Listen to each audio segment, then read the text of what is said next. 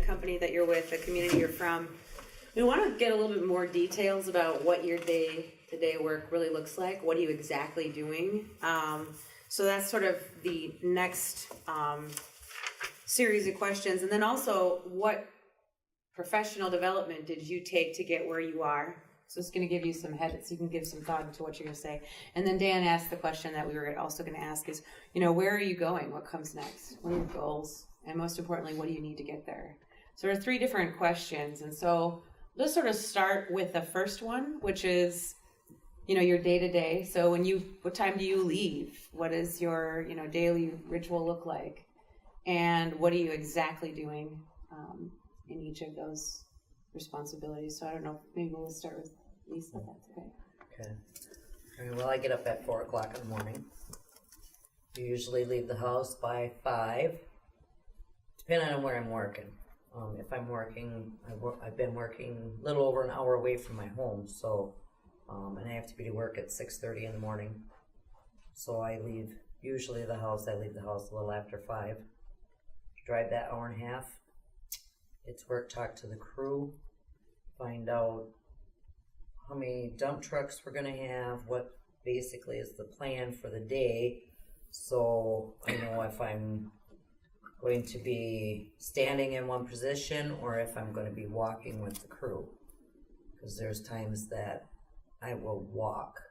I think the most I put in a day is 12 miles, and that's walking, doing one side of the road, and then we go do the other side of the road, and then we'll go and do another layer. That's if we do 2 layers of pavement. So if we can get in, I think, and I think I did the most was like 12 miles, but that was with putting in rumble strips in the center of the road. So just constantly walking, because I'm on my feet the whole time. I don't get to sit. I'm lucky if I get a potty break, unless if I get someone to come and relieve me so I can run in the woods real quick and pee and then come back out.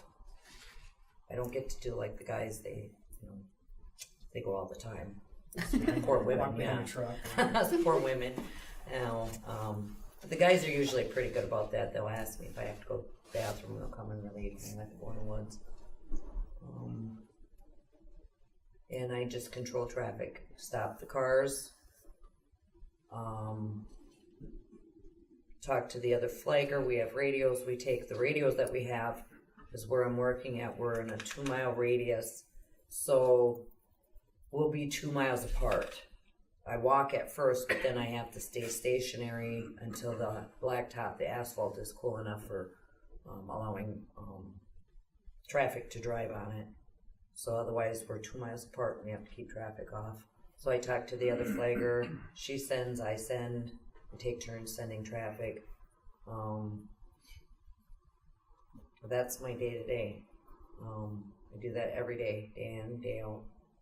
And I 5 days a week, or sometimes 6.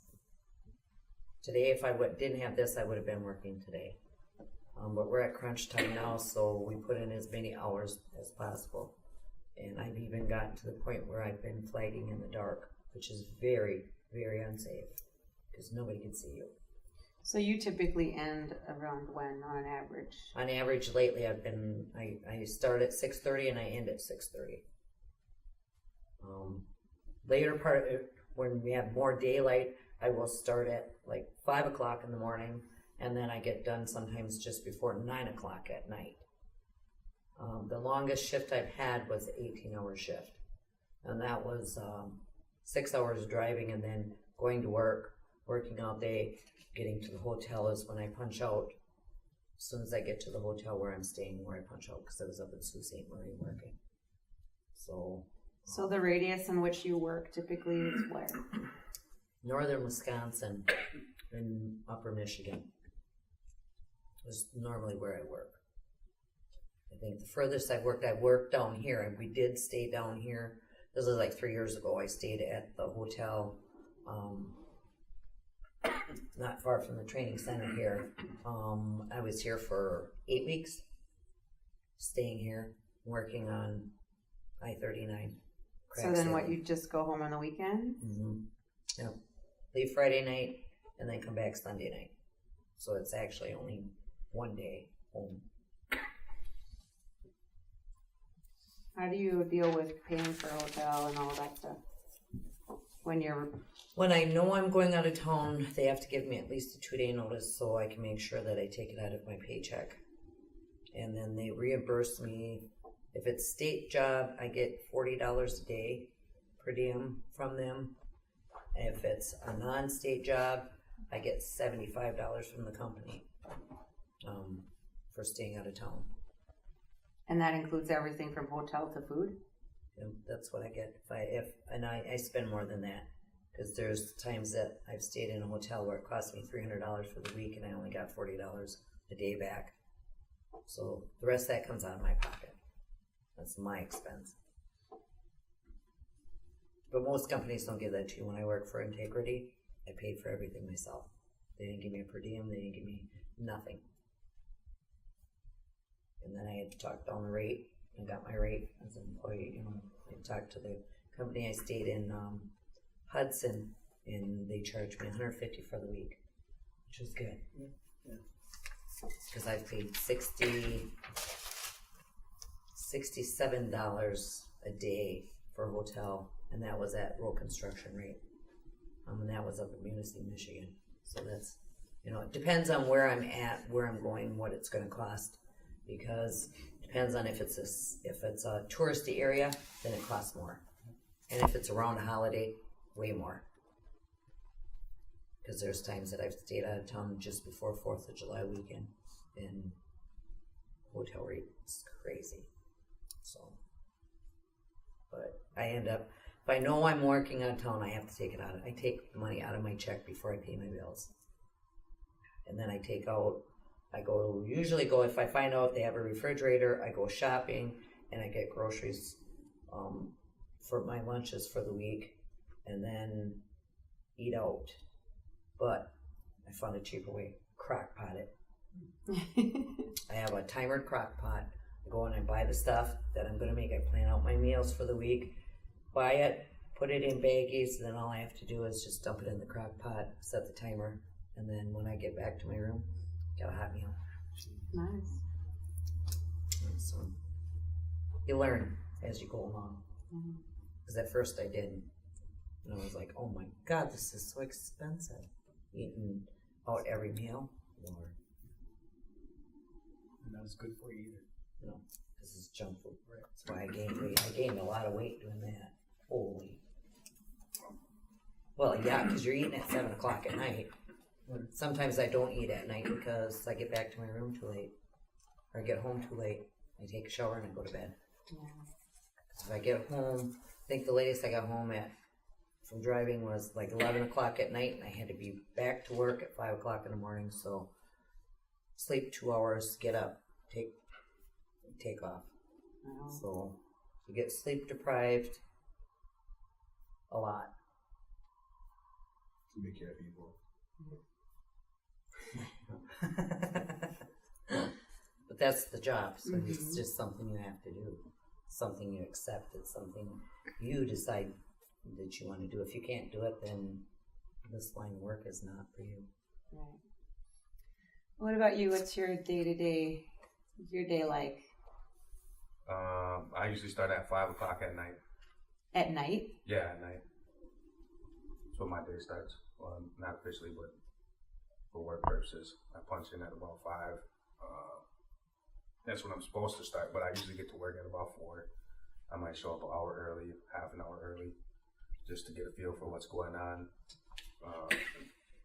My manager, there's only 4 of us that work night shift, and we do a lot of work for 4 people, so they kind of let me know what's going on. We come up with a game plan, figure out who's going to go where, and the 4 of us, we might set between us 4, 2 of us will split up. There'll be 2 and 2, and we might be on a major highway like 41 or 43, and we might have 8 miles of lane closure to set.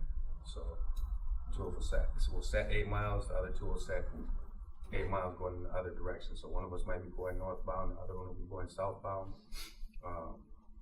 After that, we might have other things to prep for the week. It all depends. I mean, like I said, we do a number of things. We set lane closures. Sometimes we have multiple jobs going on at once. We also do epoxy. So What's that? it's the paint that you see on the road, for lanes. So we lay epoxy, and then we also paint as well. We do temporary paint. Temporary paint is like what Northeast paves or Matthew paves, and they just do binder or something. They might need skips on it, so we'll paint in the skips so that they could come and do their next lift the following day or whenever they decide to do it, or shouldering or whatever. We also erect a lot of different signs, like temporary signs.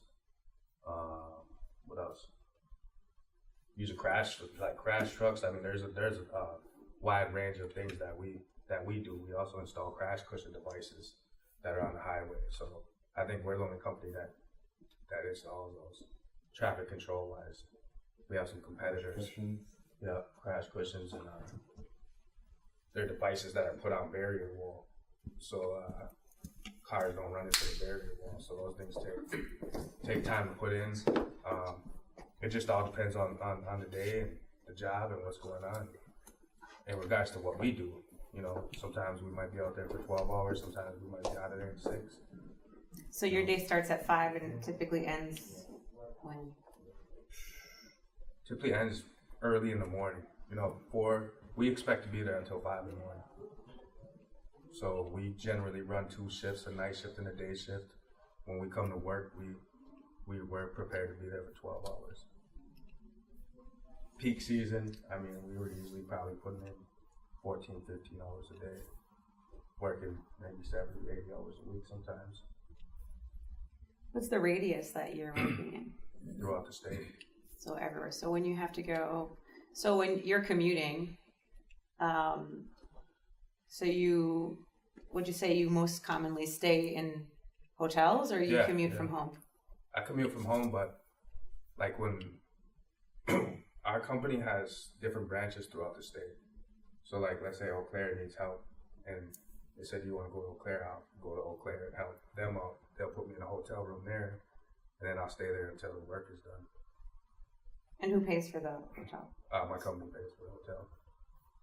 They don't give us per diem, but they make sure they pay for our room. We're all designated our own work truck, so when I go to work, I'm in my own work truck. So I'm able to take that truck to wherever it is I gotta go to. After I'm done with work, I'll go to the hotel, stay there, and then go back out to the job. And usually they try to make sure that they compensate us pretty well, that it's worth our time having to have left home and stuff like that. So I mean, they have a pretty good understanding of what we're walking away from too when we gotta leave our region. And we usually work like Northeast. I know they work primarily about 6 months through the year. We usually work, I'd say 9-10 months out of the year. So we're laid off for about 2 months if we're lucky. I mean we're in this go for 10 months. Do you work 5 days a week, or? I mean, there's been times where I've worked 30 consecutive days. Didn't have one day off. So like I said, it all depends on the season. Some seasons are a little bit more busier than others, but primarily 5 days a week. That's what they would hope for. But if they need us, we work 6 days a week sometimes, all throughout the week. But you don't have a schedule. I mean, in this industry, there is no telling your wife you're going to be home for dinner. There is none of that. So you just can't make promises and never change, because we cater to other contractors. We're a subcontractor as well, so we're working for a prime contractor like Northeast, for instance, and they might change their mind as to what they need, so that extends our work hours that we're on the job. So we might go in and think we're going to work 9 hours, 10 hours, and they might have other plans, or something else came into the schedule where they say, no, we need this now. And a lot of times when that happens, we're short manpower. So we ended up getting stretched out, for, 3 or 4 more hours trying to get things done to cater to the contractor. So communication is like it's just like a pretty big deal, and it's not always the best. But I think that it's just the nature of the business that things work the way that they do.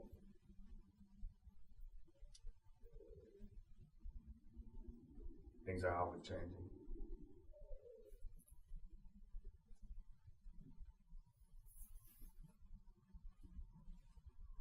And I think we usually get laid off like First week, Yeah. second week of December. same time every year, so it's right before Christmas. You know, that's what we look forward to, is being laid off right before Christmas. But we do work in the winter. You know, so there's times where we're out on the highway in the winter time when no one else is out there. You know, and they might have emergencies on the highway that they need us for, to set emergency lane closures for, State Patrol. I mean, we work with all different agencies, DOT, State Patrol, pretty much every other contractor that's out there.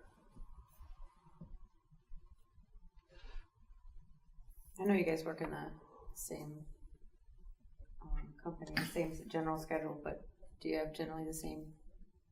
No, my branch is a little different. Like, he's got 2 separate shifts. My branch only has 1 crew, so I can start at 3:30 in the morning and work till 9 o'clock at night.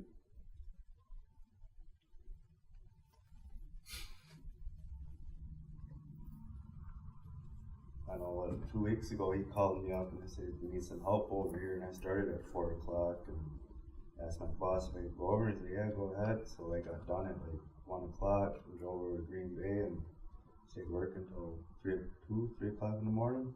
2, 3 o'clock in the morning, yeah, he came to Green Bay. So what do you do?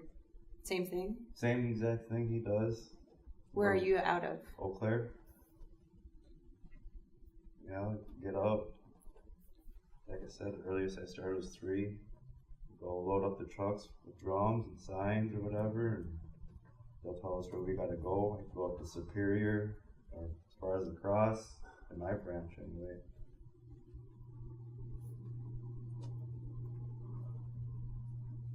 Go set those jobs and go to another job, set it, and usually open them up at the end of the night.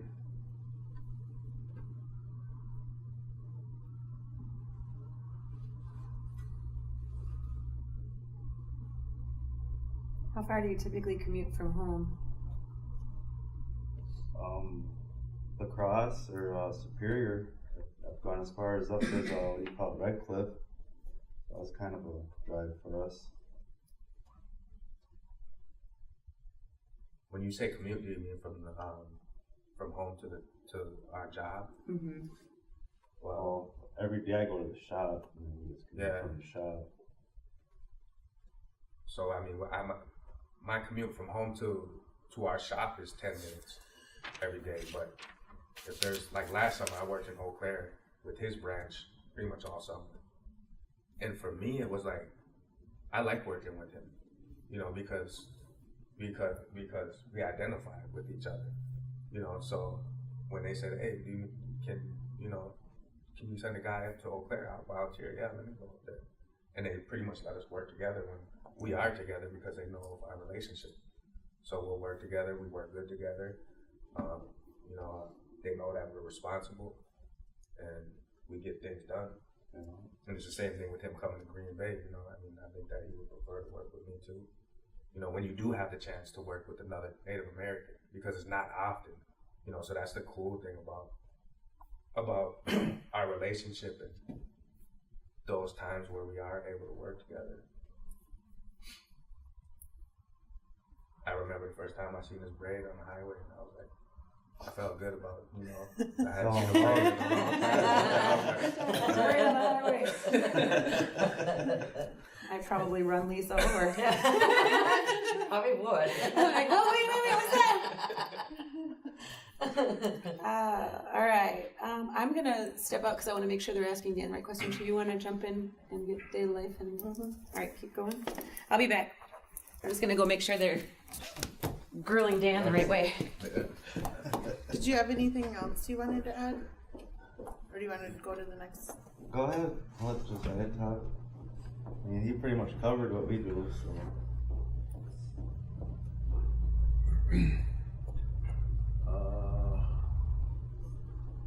I get up Monday morning. I get up at 2:30.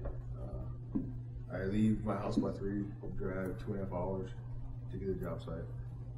Then typically during the day, right now I'm a commercial carpenter.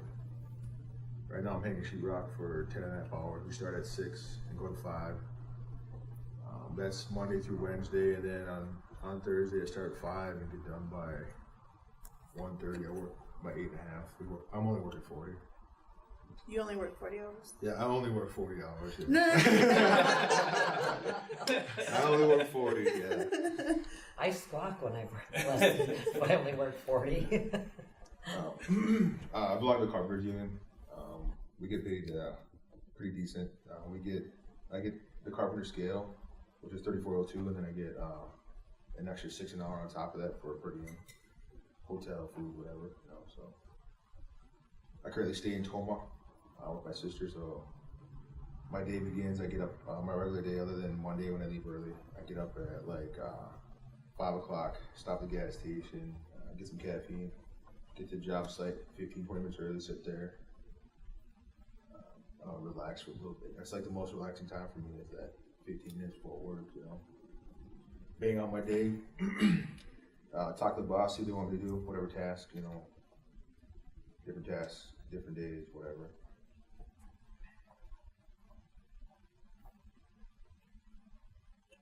And what's the radius of where you? Radius is right now it's right around 200 miles, because I'm in Black River Falls, and I live northwestern Wisconsin, so you know where I live, 10 minutes south of Danbury. So What's the farthest you've gone? I've actually worked over in Two Rivers at Point Beach, that new plant that's over there. I built scaffolding over there for a stretch of 29 days. Were you gone that long, or? I was gone that long. I worked 14 days, had a day off, and then a stretch of 15, so I just stayed there.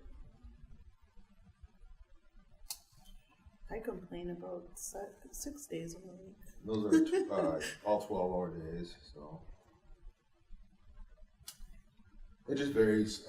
Varies where I go, what I do. I live in the middle of nowhere, so I'm pretty much like a general carpenter.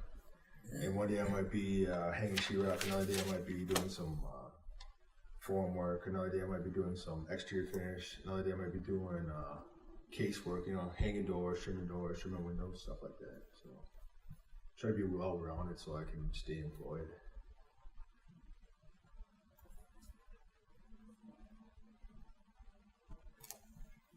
I know it's not really like the transportation side of it, but they do have like a highway and heavy side of it. A lot of bridge carpenters. Well, this initially wasn't. It ended up being that way, but it was supposed to be like I was looking for people in all of the trades, because I mean, I don't know if you guys have heard, but the trades industry does have a shortage with all the people retiring, so they're looking for more. So it sounds like that because of the people we have, but it was supposed to be more.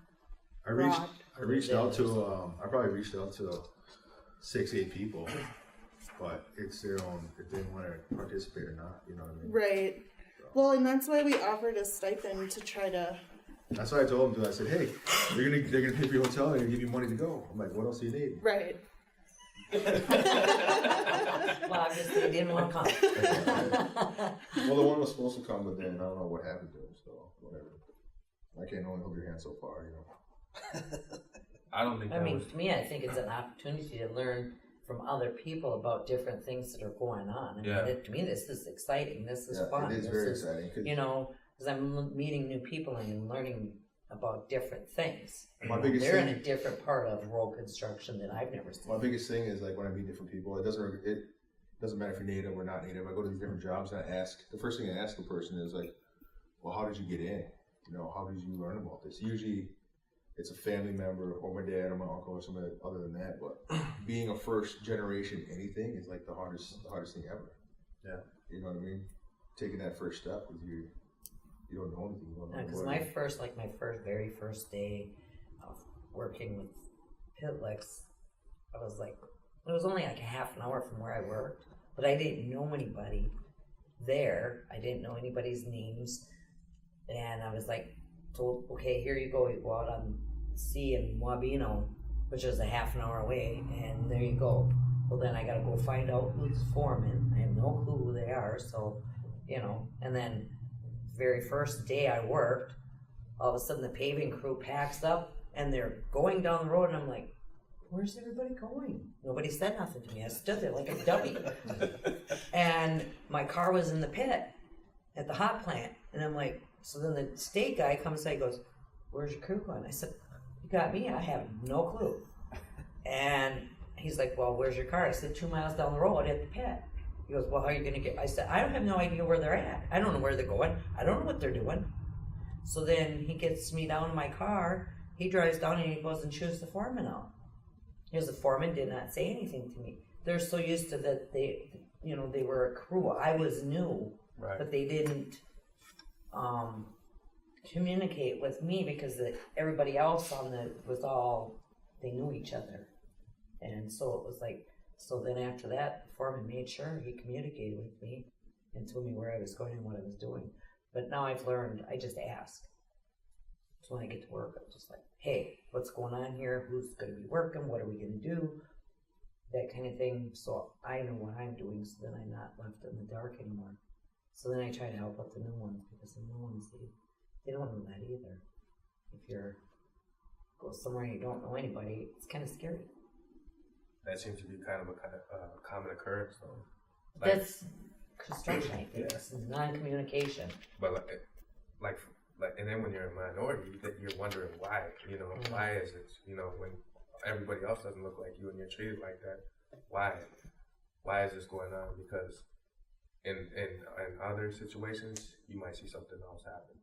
It might be a little bit different. They might treat somebody else differently than they would you or I. And you do see it happen. I've seen it happen myself. You know, where things have looked a little bit differently. You know, and nobody wants to show you anything initially. You know, I mean, you better be paying. It's kind of like sink or swim. Yeah, you better be paying close attention to what's going on around you. You know, and pick up, and you can't be scared. It can be a little bit Sometimes I intimidating. feel like you know, with the different companies where I couldn't get on permanently, I felt like they were hoping I would fail. Yeah. And I was going to prove them wrong. You're not going to make me fail, because I'm not going to do that. But, you know, the company I work for now, I really like them. Every job I go to, every different company I work for, I mean, even the newer companies, it's a test. That's how I look at it. They're testing you every time I go over. I mean, it's different because it might be different in my situation, being in the union and having to work not always for the same contractor. So every time I go to these new jobs, I kind of feel it out and see what's going on, and you know, you kind of have to. You just have to pass that test, and once you get past those first initial weeks, and then I've even heard, oh, you are a good worker. I was like, no shit. You know? I tried telling you that. Then the first question I was get asked every time is, the most annoying question is, are you an apprentice? I'm like, no, I'm not an apprentice. You know, Right. I hate that question. It annoys me. Or labor. I'm not a laborer. You know, Yeah. I'm not knocking labor or anything like that, but it just annoys me immensely. Are you all year, or do you get laid off? I try not to get laid off. I work all year. Last time I was laid off was 2014 for 2 weeks, and That was the last time you were yeah, laid off? last time I got laid off. Through winter, through everything, through cold, outside the cold, you know, below zero, that kind of stuff. So. Well, then the next thing, what types of trainings have you taken? Whoever wants to go first. Only thing I have is trans class. The rest of it's all learning process while you're working. Everything I've learned in the road construction business, I've learned from my company. What kind of training are you talking about? Because to help us get into the field, or like continuing education stuff, or Both. Because I didn't have any schooling. You know, I just took the trans class, and the next thing you know, I'm filling my applications for road construction, and then get hired, and then they just tell me what to do, and I do it. well, initially I went to the tech school, CVTC for wood technics. It's like a construction. We built a house. That was the start of everything. You learn a lot. I learned quite a bit on the job, but the union offers a lot of classes, a lot of different classes. Like say, there's a lot of OSHA classes, a lot of MSHA classes, because there's times we have to work on a mine. So we have like a 10-hour MSHA class, 10-hour OSHA class, fall protection, forklift operating. We need to take a rigging and hand signaling. There's a crane on the job. You have to be certified in that. There's so many different things that we have to take and be responsible for. When you do that, is that like more than once a year? There's some other different trainings certs, like well, there's one for scaffolding. These different certs, they expire. They give you a card, and there's like that little code on it. You can scan it and it has all your certs on it. And then there's different expiration dates for different cards. Because or I different take the certs. MSHA, we have the MSHA and safety every year through the company. We have to do that every year. That's mandatory. But all that's as part of our total package. We actually have a training fund that's not taken out of our wage. We take it out of our total package. So that's what pays for that. You know, is it worthwhile? Yeah, because their biggest thing is safety. You know. Because we did like we have sheets we fill out every day. Well, not every day. We don't have to. We can do it once a week. It's the safety. We have supposed to have a safety meeting with our group of people, and then the company gives us a safety bonus. Then the following year, like I got mine in June. In June they give you your June or July they give you your safety bonus. They jacked it up from 200 when I first started to 400 now, and then then we have our safety meeting in January, and then we have our MSHA meeting in March before we start back to work in April or May. Yeah, I had to work on a frac sand mine a couple times, so that's why I did the MSHA. Don't work at those if you ever have to. No, because I have to have that training because I drive haul truck in the pit, so I have to have it. If I was just a flagger, I wouldn't have to, but because I drive heavy equipment, I have to have it. How long does your flagger certification stay valid? You have to renew that? Mm-mm. No? No. I took the class with Kim and never had to take another class for it. Your flagging was included in the trans. Mm-hmm. Now it's not though, right? Yeah. It was when I took it. I went through trans as well in 2014. Like I said, I had a Because everything I know is still, they just added more on to it. Like, they get to come down here to the training center and get a chance to work and operate equipment, right? I never had that opportunity. No, the only way I'm operating equipment is if somebody at my job decides to show me how to work it. And then they'll show me, and then they put me in it, and there I go. It must depend on the program then. Because it was different when I first started out. I don't think it was kind of like a learning thing, and then just going over questions, asking people. I think then they started adding things to it to make it a better class. Well, now, did you get OSHA 30 in it or OSHA 10? Mm-hmm. OSHA 10? Yeah. Okay. 'Cause now I think it's OSHA 30. Yeah, I had OSHA 10. And then I do my classes. Now we have those. That's all day training that we have through work. Every year we have to do. And Sean OSHA training. We do that. We do first aid. We have to do that every year through work because that's part of our safety. And then we go through, and then every year they have different issues they discuss safety-wise throughout the company. That's something that we get paid for. It's a day's pay. And they give me a raise every year. Every year I get a raise. 3%. I get $1 an hour every year. That's pretty good.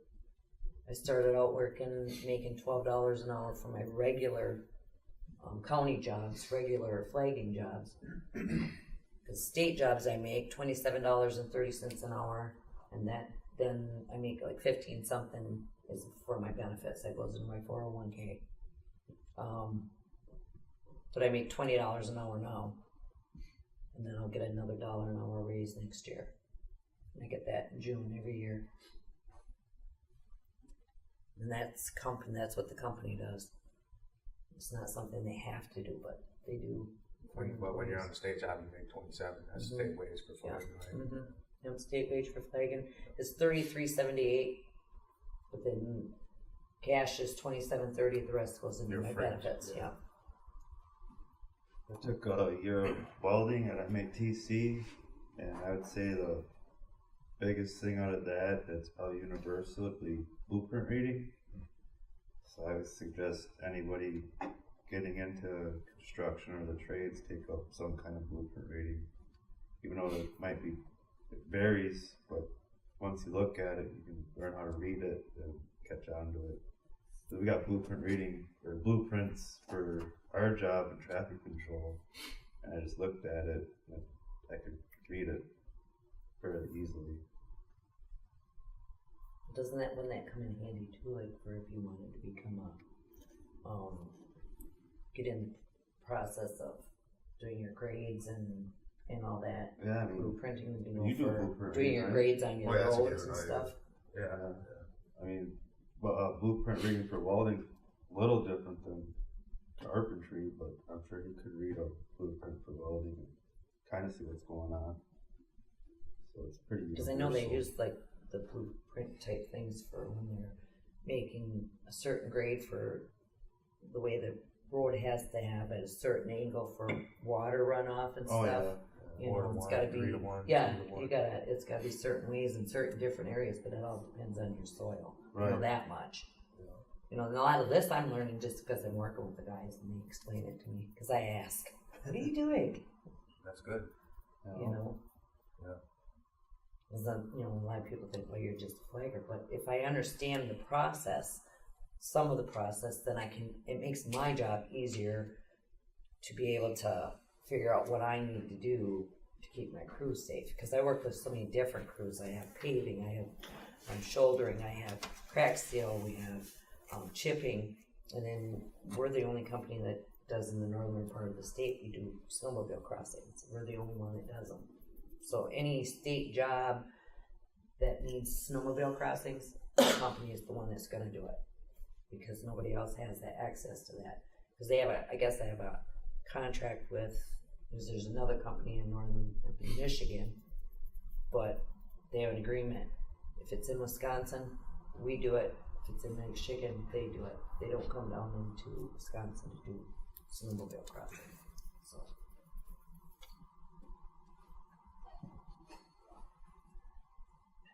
Do you have any other trainings? Any Yeah. trades? So I did OSHA, Ocean? CPR training, forklift training.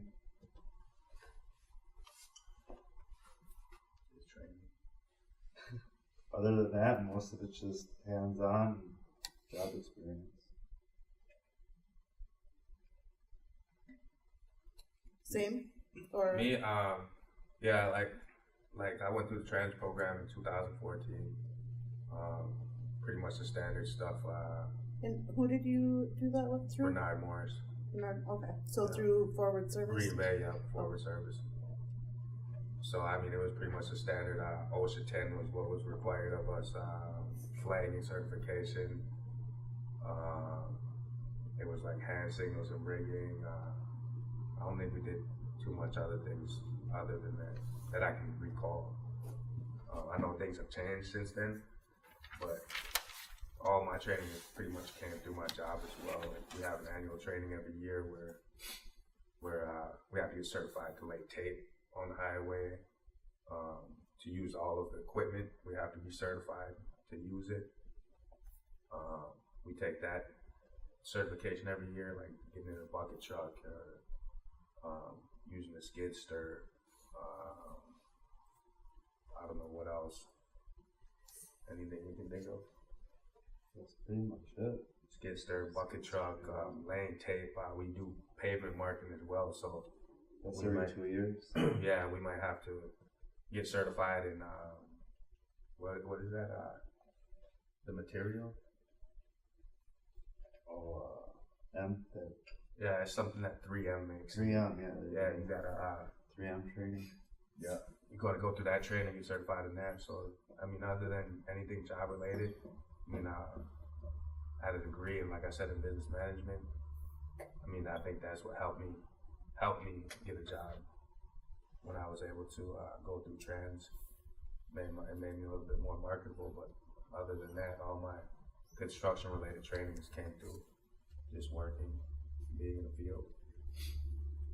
Well, then that kind of leads into what training or opportunities would you like to see or would you recommend? Road construction has a lot. I mean, if they want to take them. I mean, Well, I'm coming here to this training facility to get your, certification in running heavy equipment. You can. I could have done that. My sister did. My sister started out as a flagger just like I did. And now she's a heavy equipment operator. I didn't want to do it. I don't want to be I think it's, that kind of part of it is if you really want to do it or not, Are you talking about like more future? Well, like trans, for example, is something that TLAC we offer it in Mill Lake. We've also offered a 2-day workshop in St. Croix because they had the roundabout project.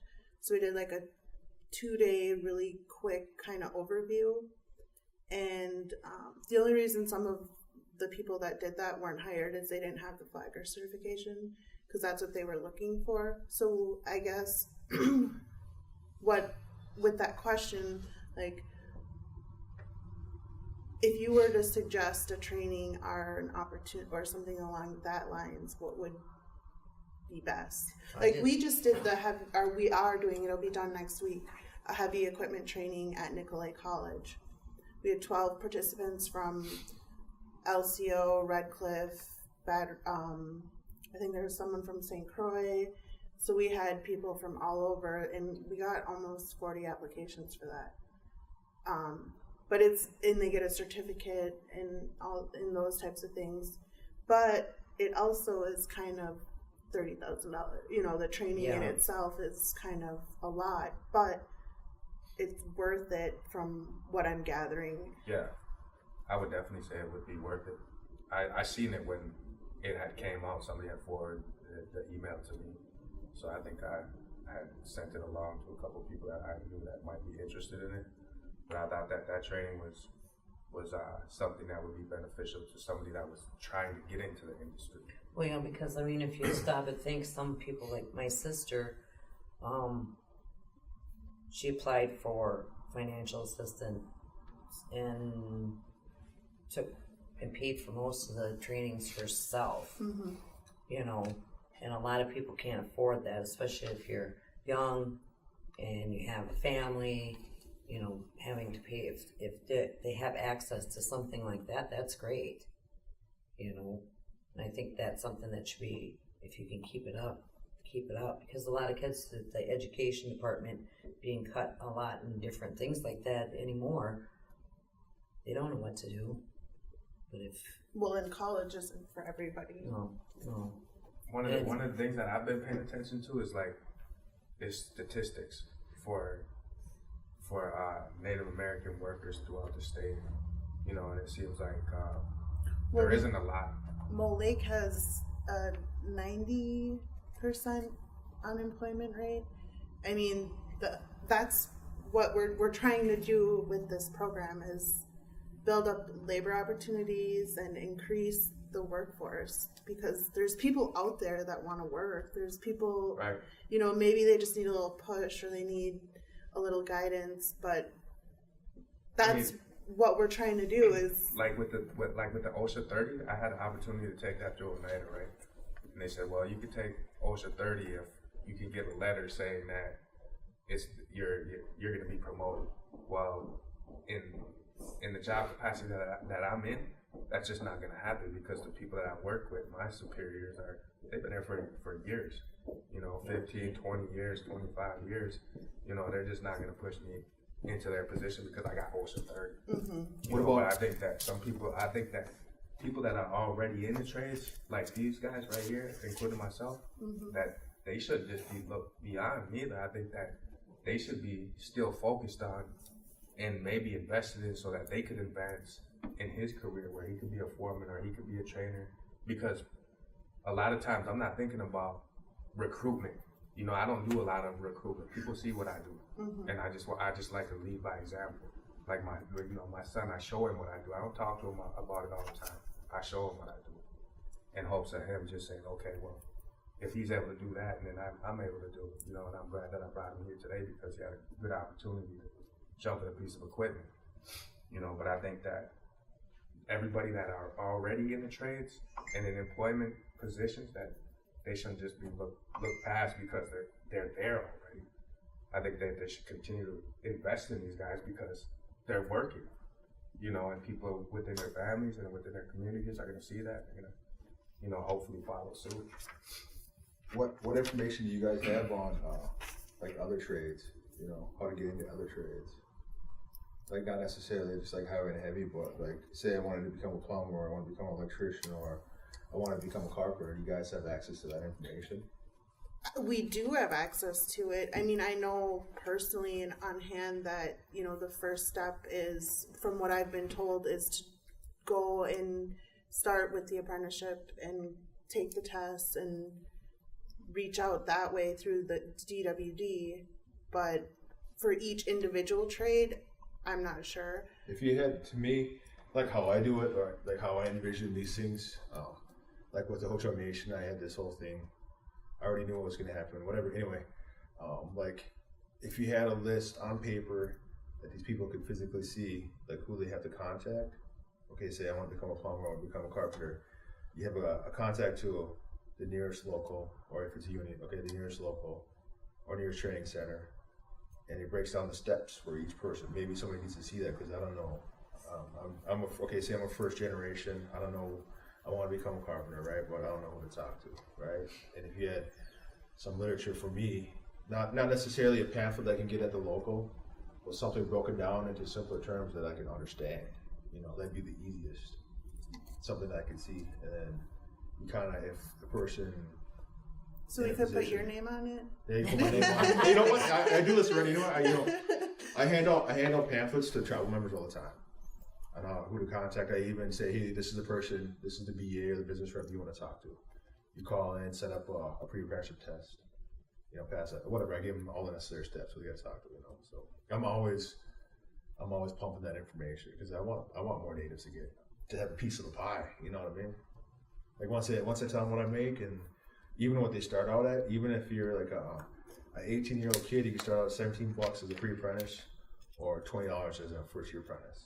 $20 an hour, you know what I mean? But for a Hotel Nation travel, remember that's unrealistic because they get per cap.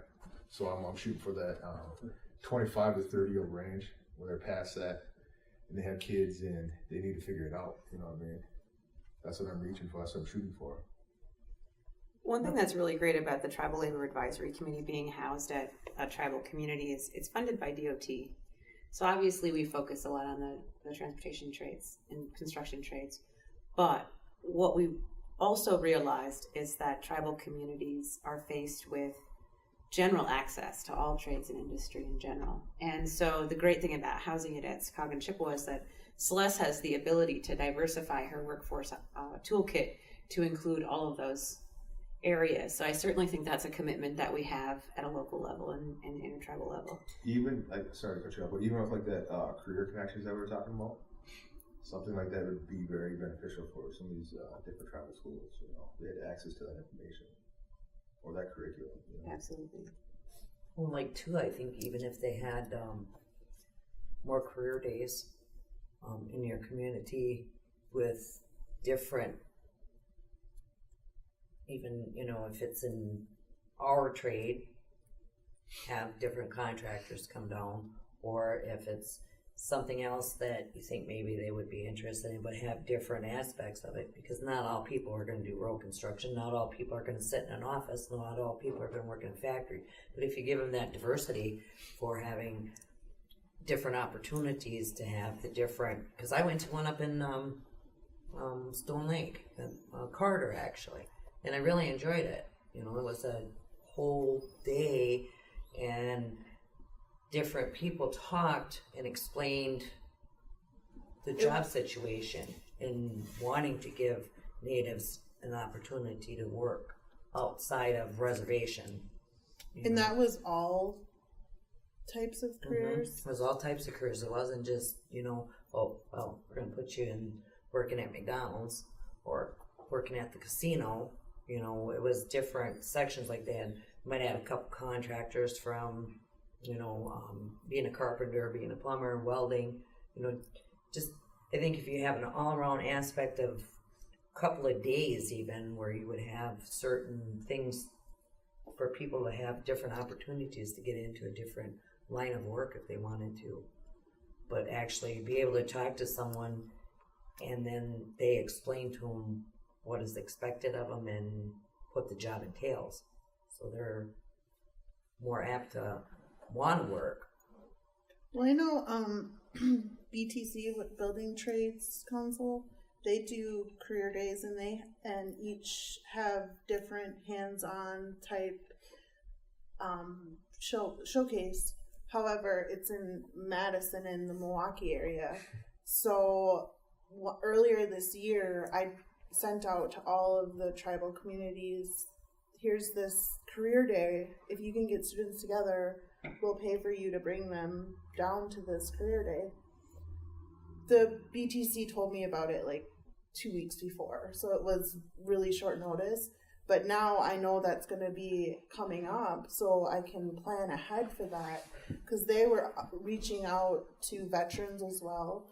And they had asked, like, where could we have one of these for your tribal communities? So, Because I know the Potawatomis do it a lot, but of course they can afford to. You get your other communities, Mole Lake is poor. I'm sorry, we're just poor. So, I would like to see more people succeed for my tribe. But I just know that financially they can't do it. And the tribes have a hard time, coming up with that kind of money. But I think, if people started looking into some of the grants and the monies that they do have, instead of spending it foolishly on stuff that only pertains to certain people in the community, I would think that maybe trying to get community members interested in a career or work and giving them the opportunity to do that instead of saying, well, we don't have the money, we can't afford to send you there, so you're a shit crick. You don't get to do it unless if it comes out of your own pocket.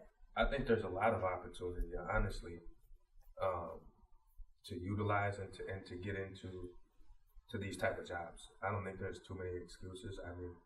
I'm just disagreeing with some of the things that you might say. If you have, but you've got, like for instance, like with what they're doing, TLAC and trans, there is those opportunities. Yeah, there's People those just fail to opportunities, utilize but those there's opportunities.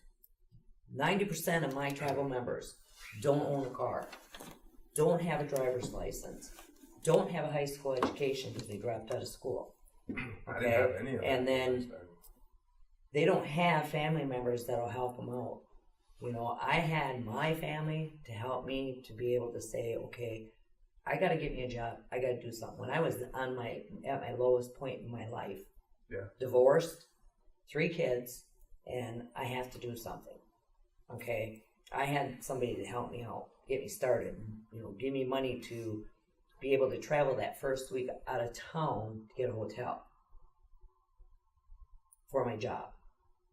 Okay, now the job that I have now, I've been in it for a while, so I know how to work it. I know how to take money out. I know how to, they're going to tell me before I go out of town that I'm going out of town, so I take the money out. Right. But when they're first starting out, I think that's a lot of it with a lot of the ones that I talk to down on my reservation is we don't have the money to stay out of town. I don't have the money to go and buy the proper gear that I need. We've been through it as well. I don't think your story is too much different than. And sometimes they just use that. I know it's an excuse, but I just feel like if there was more opportunity that they actually saw people that would be interested in hiring them actually come and talk to them face to face in the community setting and say, hey, this is what we really want to do. Because, traveling to the different, I've done it. I've gone in Kim called me up and I've gone and I went down and filled out all the applications for different companies and stuff like that. But I had a vehicle. I had money. If I didn't, my parents gave it to me so I could go and do it. But 90% of the people that I do know, like, they don't have those kind of people to back them up. So what kind of opportunities are available in your community for folks that want to get into the industry? Trans was one of them, you know, and that was what I utilized, you know, and honestly, I was upset because I committed myself for going to school. I was in school for 2 years. I graduated with a 3.67 grade point average in the honor society, and I still had a hard time getting a job with an associate's degree. I went to trans for 6 weeks. By the 5th week, I was hired, making $27 an hour somewhere. So I think there's opportunities. You know, I mean, like I said, my story doesn't differ too much from yours. I've struggled too. You know, there's been times where we've had to sleep in cars and stuff like that to make things work and to get to where we're at. I mean, this is one of my colleagues right here, and I think we've been through similar things. You know, we've known each other for years now, and it hasn't always been easy for us. You know, but I don't want to make this too personal. But I mean, it has been hard. There has been opportunities, but I think the way that I feel now is that, okay, you got an opportunity to get into the industry. I'm there. You know, now it's just there is no more help. Now I can't rely on Oneida. I can't rely on anybody else to advocate for me to make any sort of advancements. Did you now guys everything go over is that? left. I'm sorry to interrupt. Did you go over where you see yourself or where you want to go yet?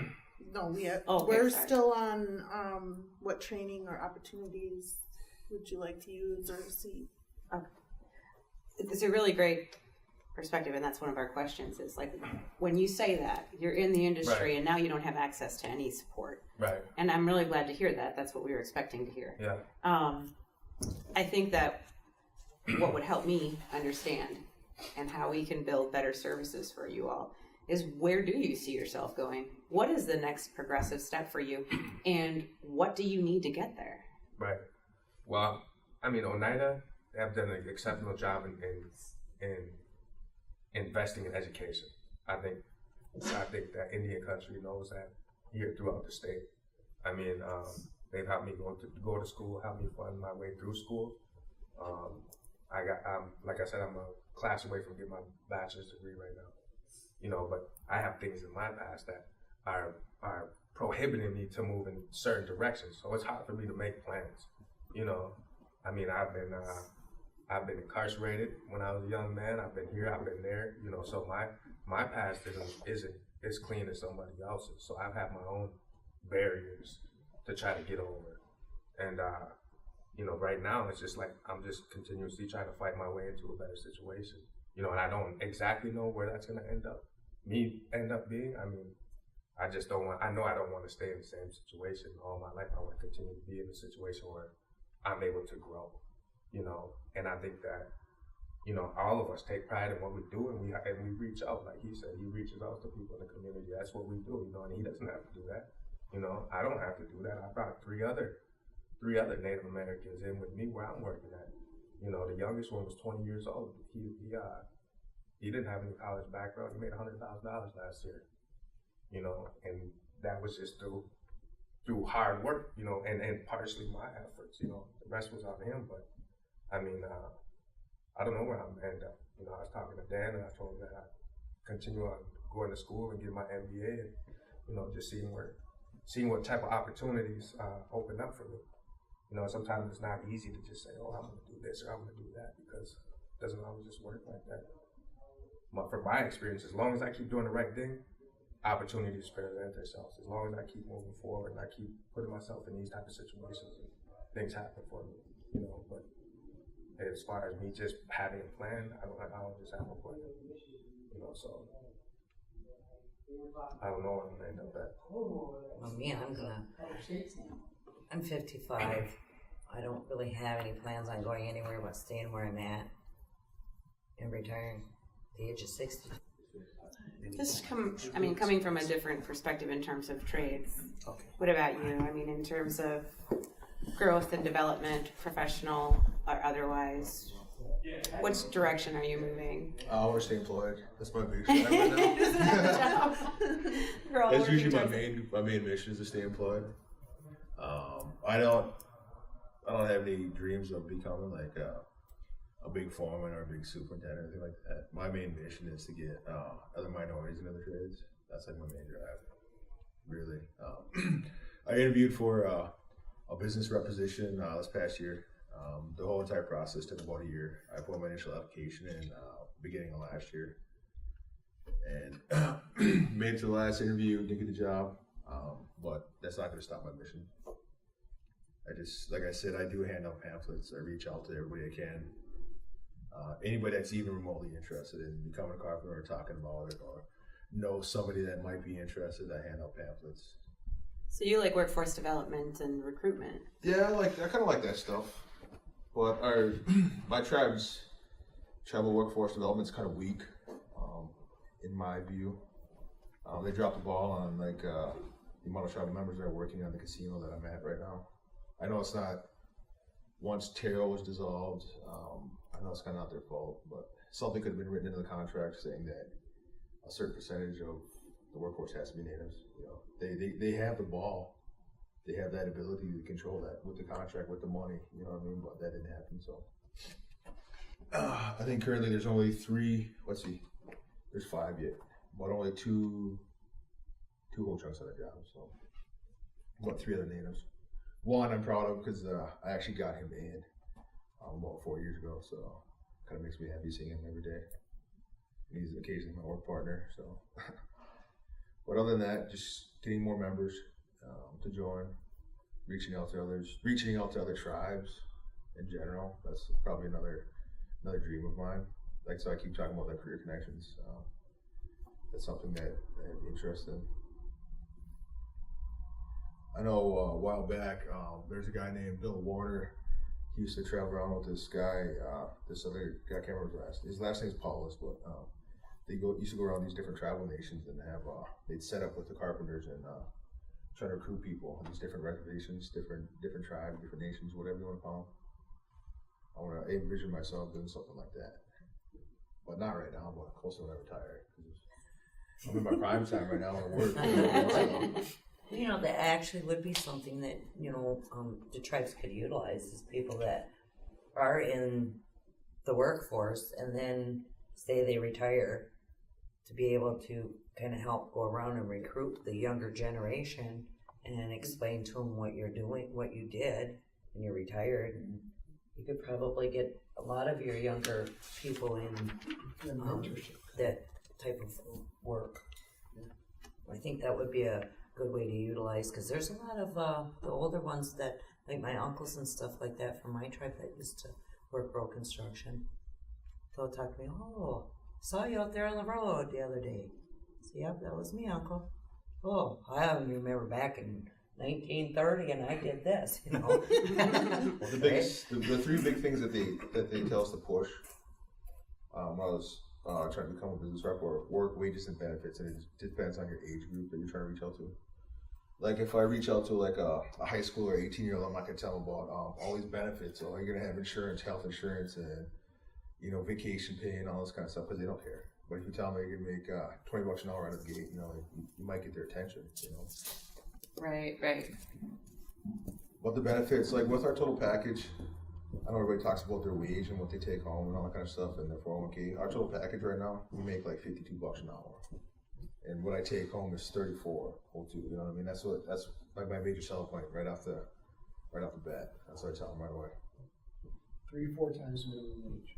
Yeah. Because like me, when I started out with Pitlex, if I wasn't doing a state job, I made $12 an hour. Well, this is what I get. And now I get 20. This is what I get all the time. It's like always. I always get scaled, and unless I get closer to the metro area, Minneapolis metro area, we get actually $250. Because that's the difference in road construction, depending on county jobs and state jobs. But at the same time, with the union, if they do highway and heavy work, they're like $37. I break everything down for them so they can see it. They just don't know. Because I worked one state job. I was doing roller work, and I actually made pretty damn good money. running a roller. Sure, because you're on a piece of equipment. And I was like, whoa, I'd like to do this all the time. But then I was like, nah, not really, because I'm on that roller all day long. I like to do it occasionally. But it's not just, it's not just because of the money. It's like, I like doing what I do, whether I'm making the $20 an hour or I'm making $27.30 an hour with bennies. I still love what I do. Also, that's the whole reason why I like the whole manual labor aspect of it. I went to college for like 3 semesters right out of high school and trying to live somebody else's dream, and figured out I didn't want that. So Yeah, I did that too. I went to school for nursing. I didn't want to do that. I'd rather do manual. I would rather do blue collar, the hard work. We were just talking outside, and I was listening to Dan, and maybe Dan, you could share what you just shared in terms of the the student that comes out to go to college and what their life looks like 4 years from the day they leave high school to a high school student that leaves high school and gets into the trades industry and what their life looks like 4 years later. It's a really insightful thing. The DWD's data, and it's pretty old data now, had a comparison of a person going to UWM and going to the trades. They have 2 tracks there. And the person going to Madison at the end of their 4 years spent about $48,000, and the person who went into the trades probably made about $160 on average. And so we're at the top to the upper level of their pay scale. We're in the prime of their working life for a big amount of time. The person coming out of college has all of this debt, and they're starting at the bottom, so they're kind of double disadvantaged in that sense. And so the comparison, when you do the numbers, it's pretty dramatic, the difference. And we need people in both of those instances, so luckily there are people that do both of those jobs. But man, if you're just looking at it from a pure numbers aspect, man, it's hard to argue with how much better off you could be if you go straight into trades than you get a college education. Well, I think I'm like a living example of that because I went to school. I have a bachelor's and I spent $60,000 going to school. And my daughter's dad did 2-year apprentice painting and makes more money than I do. Right. And so I'm like, well, I should have known about this before. Yeah. And that, I think there's you're talking about, breaking it down for younger people. I think there's a little bit of a disconnect in what younger generation understands money is, how much money you make for stuff. But if you talk to kids, they have this kind of this idea that they're going to make, that everybody kind of makes $100,000. It's just kind of the way it works. But not understanding what your skill level is probably going to make, what kind of wage you can command coming out of high school or whatever else, So I think that's part of it, maybe helping educate kids how much you're actually worth. Well, yeah, I mean, then too, like in your road construction, you get laid off. So then your income, when you're laid off, compared to what you make when you're working, is way less. And can you survive on that kind of money without taking money out of your paycheck? Do you take a paycheck and just blow it because you're a teenager? And Budget that. yeah, that's something they have to learn, because working, if they don't, I've got an 18-year-old. We've got an 18-year-old girl that just started flagging here in July. I doubt very highly she's going to get top unemployment because she just started and she's only 18. What does she do?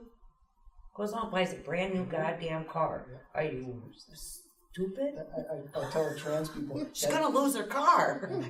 that car payment, it's easy to make in July and August. They're going to want that same payment in December and January. Yeah. Just know that they're not going to change that for you. No, because like when I get laid off, if I don't have money set aside in an account and I get laid off, then I have it budgeted. Every week, I know how much is coming out of my unemployment check before I even get it. So I have that all cordoned off. So then, this week, I got a whole $20 to spend. Hoo-hoo. Where am I going to go? Nowhere. I'm going to sit at home and watch Netflix. That's what I'm going to do. But these kids, I want to go out drinking. I got to go party with my friends. I got to go do this. I got to go do that. And they think, we're making all these big bucks. I can do this year round. Road construction, you can't. Yeah, different trades, you can. You can work year round. I wish I could work. You could be a laborer. You could be a laborer, and you could be a flagger. And then once you get laid off, say you get all these hours in the summertime.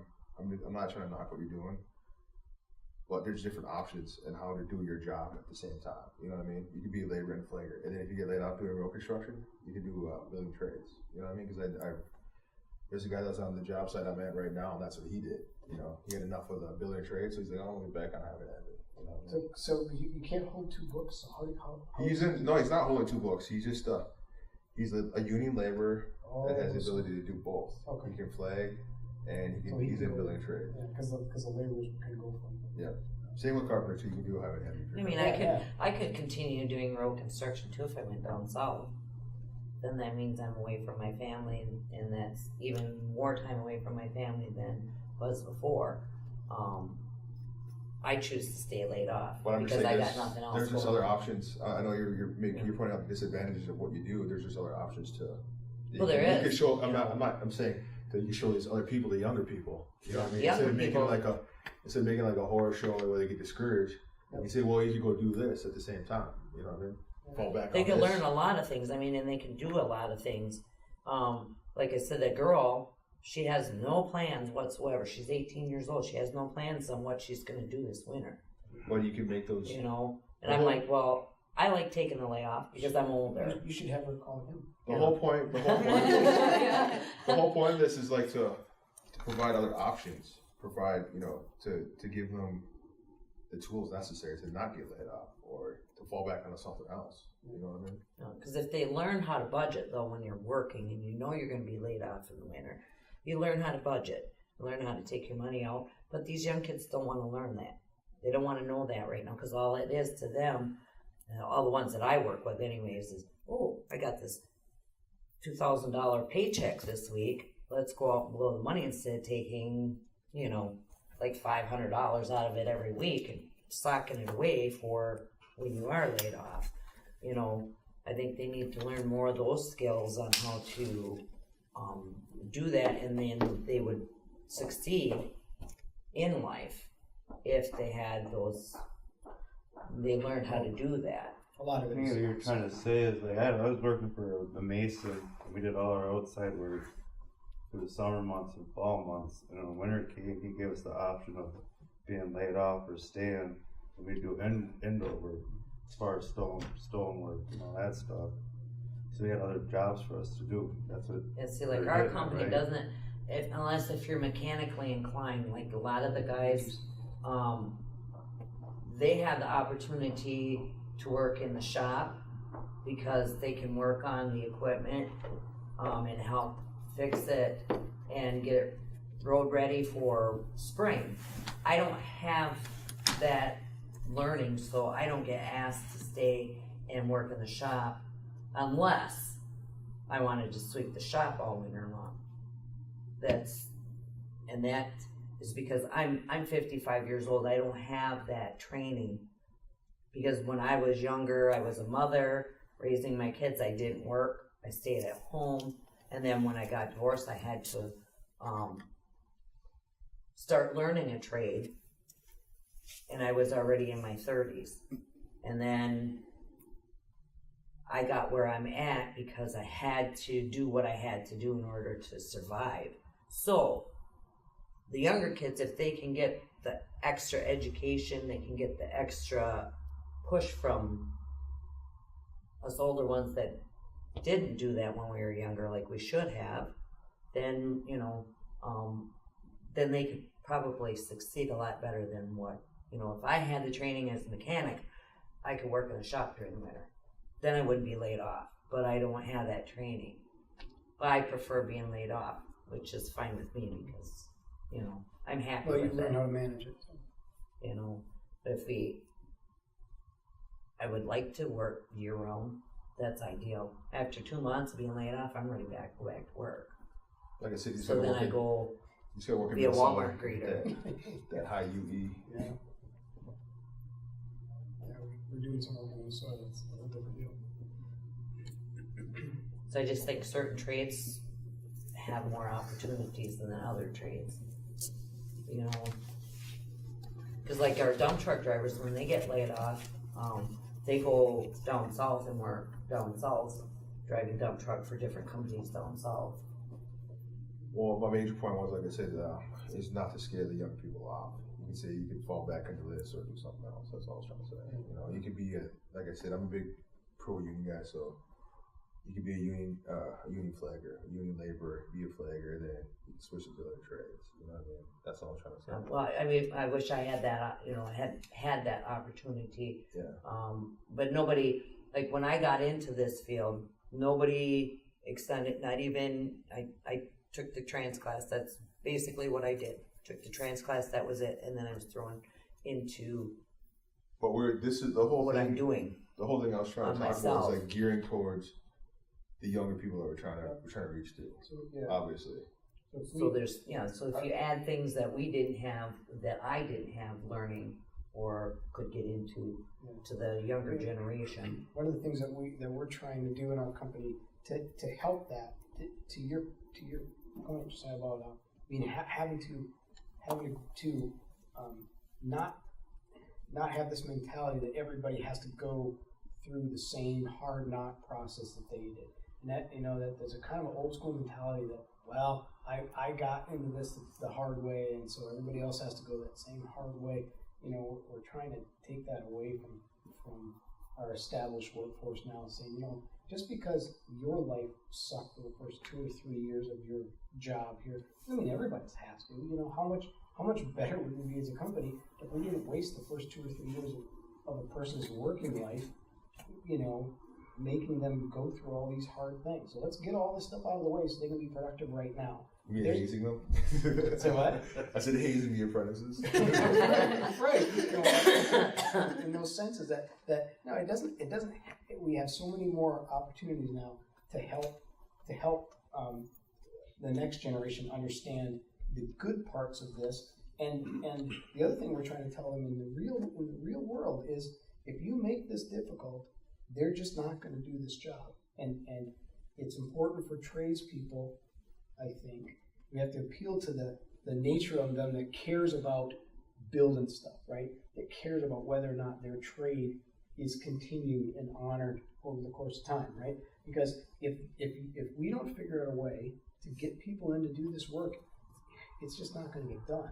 And the trade is going to be diluted, and we're going to start doing worse work than we did before. And so it's important to all of us, but especially an interested, involved tradesperson, to help groom the next generation, right? I mean, because what if we don't have them? So in some cases, it might be they've got to come to grips with this understanding that making it easier for them. Well, we have to be able to do that, otherwise they're not going to come. That's the tough part. Yeah, so you're right. We have to paint a pretty good picture sometimes. I took the journeyman leadership training last year, and they mentioned something about the millennials being super sensitive. Reaching out to them.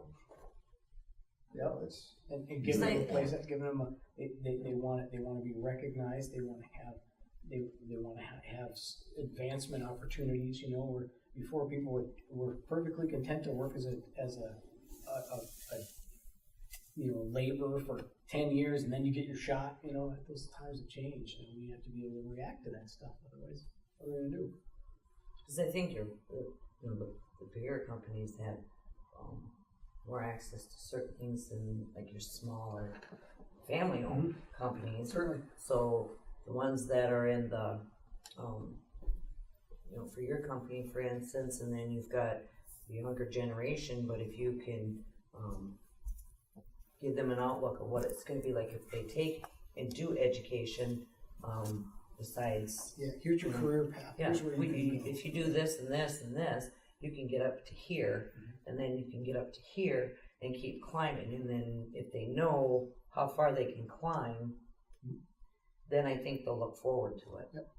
And then what I'm trying to establish with us is the top of that, as you climb, being able to mentor other people, being able to provide that same kind of training relationship to folks coming next, it's a responsibility. And so that's part of your development in your career, is being really good at your job and then helping other people be really good at their job. Mentor. And it kind of builds on itself. It's like, I have the young flagger that I work with, and I try to tell her, well, you don't always have to be a flagger.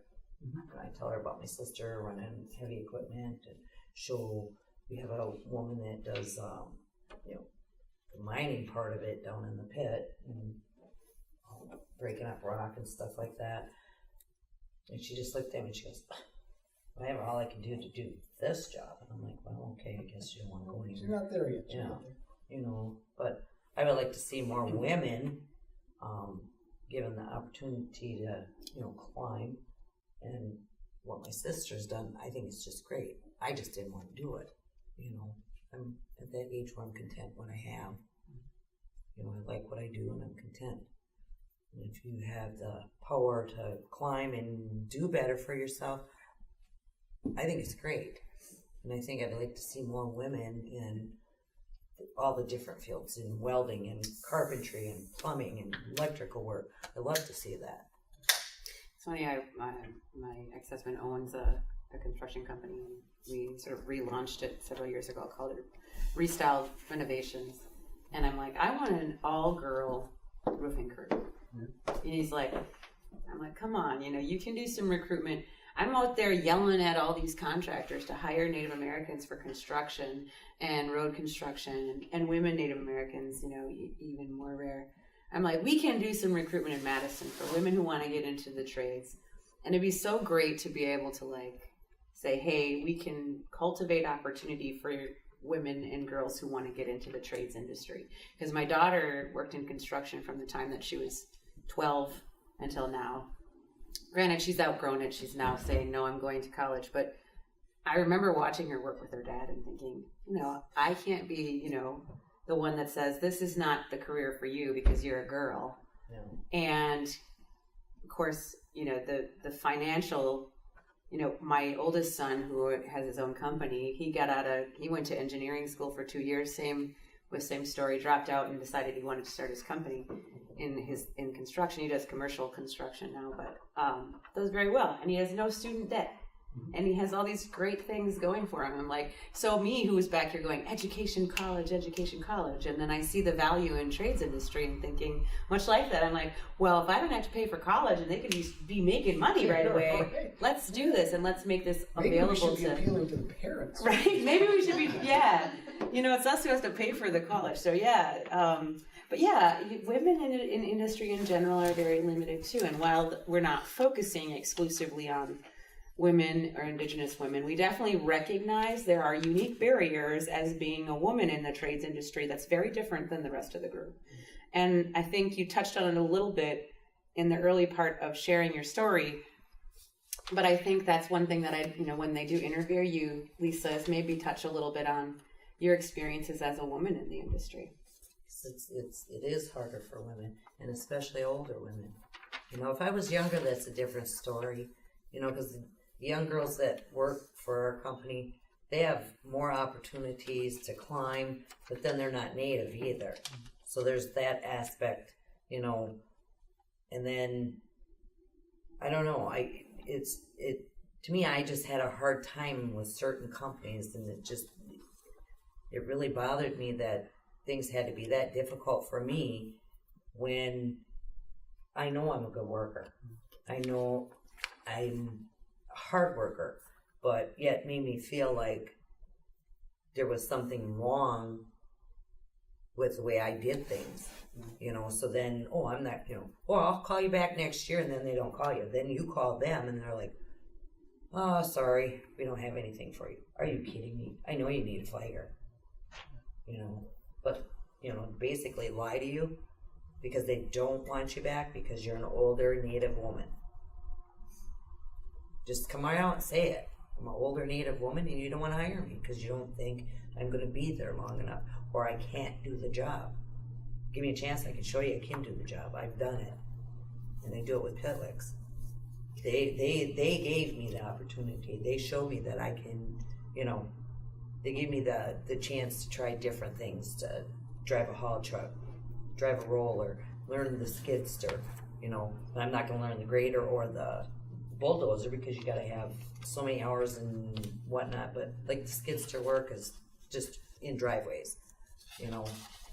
It's a different sort of than they do have a trainer that they have that's qualified to train, so I don't have to come here to and spend money into this. But Do you think that this? I asked this question in a different context before, but do you think the difference is the way the company handles that, or has it been them understanding the company you're working for, understanding finally that you're capable? I mean, is it? I mean, is the difference in the way the company views women in construction? I think so because we have women that, my ex-husband was the one that goes and he gets everybody their CDLs. Okay. He trains them in the winter and he gets them their CDLs. He's tried talking me into it and I won't do it. Right. But the couple of the girls that are on the crew, he's taken them, put them under their wing, got them trained, got them their CDLs, trained them in front end loaders so they can load trucks and all the equipment that needed to be done. He's trained them.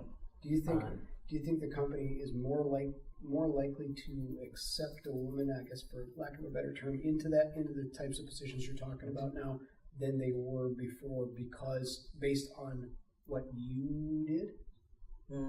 No, because I think that company, Pitlick's has always been that way. It's just been that way? They're family oriented. They have, daughters that are in the business. So they understand that. Yeah, so they understand that, and they're all, they're not like the big companies. Okay, I'm the president, I'm the owner of the company. I don't have to work. So I have people working for me. So what difference do you think is there in a company that wouldn't accept women in a workforce and one that would? Is it just? I don't know. It might just be the people that own it and run it. I don't know. Maybe their mentality that it's a man's world, and road construction is mainly a man's domain. So when women get into it, it's kind of like, well, you're a woman. You really shouldn't be doing this, but we'll let you do this. But we're not going to let you do anything else. Yeah. One thing that I want to cover, I know it's getting a little late in the day, and I know that you guys all are hopefully going to be interviewed by our crew. But one of the things that I shared this when I first started, is that we've been talking to tribal leaders, we've been talking to workforce development folks, but we haven't really talked to any of you guys. So, two thoughts is, we talked about the Native American hiring provision, and you talked about one of the major things that it impacted you, not being the right kind of Indian. But in general, we already know that a hiring provision for project by project is not going to cultivate career opportunities for folks. However, what advice would you give tribal leaders in your own communities about having contractors required to hire tribal members? For you. If it's on tribal lands, I'd write something in the contract so they have to, because you're paying them for a service, right? So if I want you, okay, I'm hiring you to do some concrete or build a casino, build a clinic or whatever, right? And I want you to have 10% of your workforce be tribal members or others. And I'll just write in the contract. Why can't it be that way? You're the owner. Because I'm the owner. I say what I want, and then you have to do it, right? You just like any other specification in the contract, right?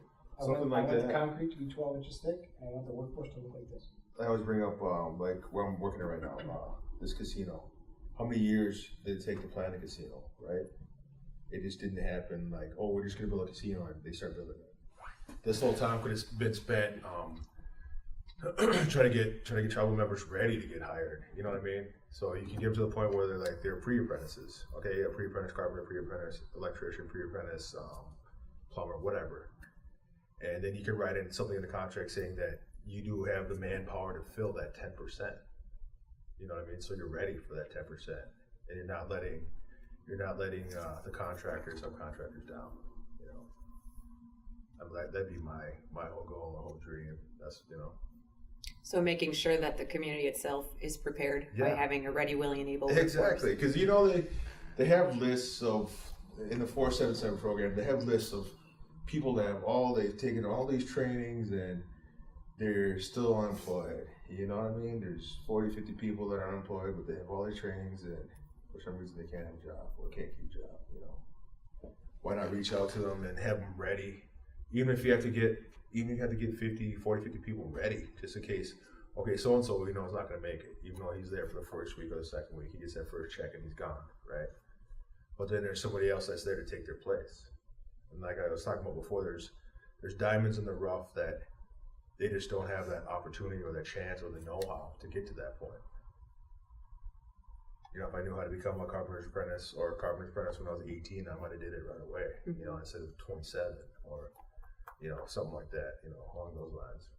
Not necessarily carpenter, but, you know, whatever trade you're in, that you're interested in. What about you, Levi? What kind of advice would you give your tribal leadership in terms of Native American hiring mandatory or otherwise? It's just basically training. The people need the training to do the job. You know, the contractors don't want to keep them. Like, you know, when I was working for Terrell, it'd be 2 days here, a week there, and then I know how to do construction. I lived in Milwaukee and did it. And I just decided to move up here and let it go. See you later. So they need the training. And the people to be willing to do the training. That's the other aspect. I mean, you can put all these trainings out there and schooling out there. It's just the people who want to do it. And being in construction, you got to be a special breed. You got to be able to want to be away from home and sacrifice that for your family. Because I missed out on my kids growing up, but I let me give them opportunity to do other things. Because I had the money for them to do that kind of stuff, you know, sports and whatever else, special training. So, yeah, that's all I can say about that. It's just, you gotta have the training out there and the people are willing to do it. I think we gotta change the mindset in some of our people. What advice would you give your brother on, you know, mandatory hiring or contract hiring for your local community projects? Or if you wouldn't, maybe you don't even agree with it. I don't want to be presumptuous. No, I do. I believe that all of our tribal members should have the opportunity to be able to work the job that's in the community. If it's on the reservation, they should hire the people from that community. You know, I don't have the opportunity to do it because I have a full-time job. You know, I have a job. But there are people down there that, given the opportunity to get a taste of it, see what it's like, maybe they won't like it, but just give them the chance. They need the chance. They need the opportunity to try it. And the only way to do it is if a contractor is told, you got to hire so many people from the community. And if you, and it doesn't necessarily have to be, if we don't have the people from our community to do it, then to me it's any Native. I don't care what reservation you're from. As long as you're a Native American, give them the opportunity. If they want to do it, let them do it. But I just think that, you know, there's too many people that I know that they want to do it, but they just don't know how to go about doing it. Because they'll ask me, Lisa, how did you get into this? I did the trans class. And then I just started putting applications out. You know, the networking was what really helped me, is the networking, going and doing the networking. And I put in numerous applications.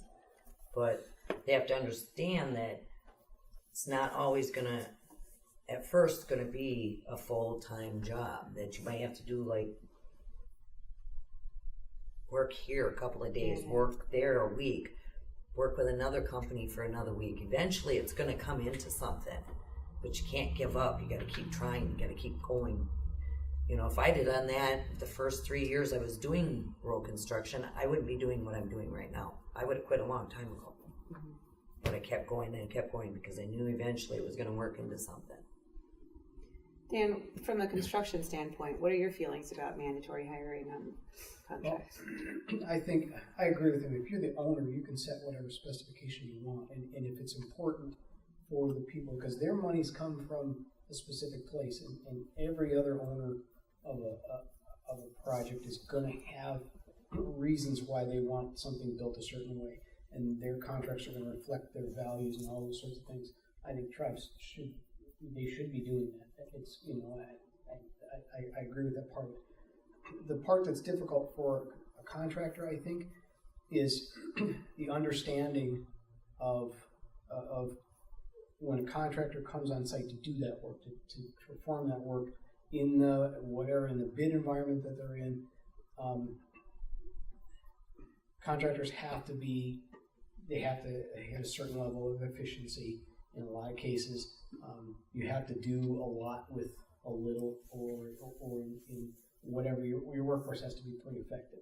And so sometimes if there is a lot of turnover, or if it's tough to qualify people in the first place, then you end up breeding this sort of mentality that we're going to hire somebody to stand around. And I think that's really counterproductive. And that's for both you guys said it, get people prepared so that when they get there, they can actually contribute, and then hope that again, it's in the contract. You have this, absolutely, the tribe would have the right to put that in the contract, and then hope that translates for that person into more career type work down the lane. But even if it doesn't, at least help them be effective when they are there. So Oneida does this a lot. We do a lot of Is work. your company a union? Yeah. So if an 18-year-old kid comes to your company and they're there for 3 weeks to a month, and they show up every day and they're not late, would you help that kid get into the union? Yep, we put them in as a C-card. So we have that, because we're signatory operators union, we have that C-card position where they can come in as a trainee. There's a lot of companies that don't do that. Yep, I know. Or they what's even worse, they tell them they're going to put them in, and then they work them for 6-8 months, and then they never put them in. It's even worse. But yeah, being able to produce effective people, and that's the big thing, because contractors don't want to. You don't want to hire somebody to stand around, and if that mentality, I think, is kind of pervasive out there now, that people have that kind of, there's contract requirements, so we're just going to go along our regular day. We're gonna hire somebody from the tribe, and they're not going to learn anything. They're not going to contribute. They're not going to do anything. They're just going to be on the project, and that's counterproductive for the person, because they're not learning anything. They're not advancing themselves, and it's counterproductive for the contractor too. And it makes that relationship difficult to manage. Contentious, yeah. Because they feel like it's like they're working against each other, and right. I think it's a really fine line between making that thing work. Some tribes have been able to do that effectively, where they say, hey, okay, so we have our preference workforce that you can hire from, and those people have at least an X number of skills. They can come into your company and they can contribute, maybe not at a high level, but they can contribute at a level that helps you get the contract done, right? But at the same time, they don't always have to be like new hires. I'm talking about like other tribal members that are in different trades, plumbers. I know there's a few plumbers that wanted to get on the casino job that I'm on right now, but there's nothing saying that they have to hire someone. Yeah. And it's a not-eating shop as a plumber. I just, one of the examples, you know what I mean? And plus, there's been plenty of first year carpenters, pre-apprentices that have been through that job. And that's why it just irritates the heck out of me when I see that. I'm like, that could be a travel member right there working. You know what I mean? Right. Even if it's just to get his foot in the door. The same experience just happened to, right? An unskilled guy came in and out of the workforce. Exactly. We could have done that with our Exactly. And it's not even just one guy. It's like 5, 6, 8 guys that are in and out of there. You know what I mean? Because I don't agree that you just hire somebody just because they're a tribal member and they're. But that's what's happening. Yeah, well, I believe. sometimes. Sometimes, but they do. I do believe they need to have training, and you would get a better.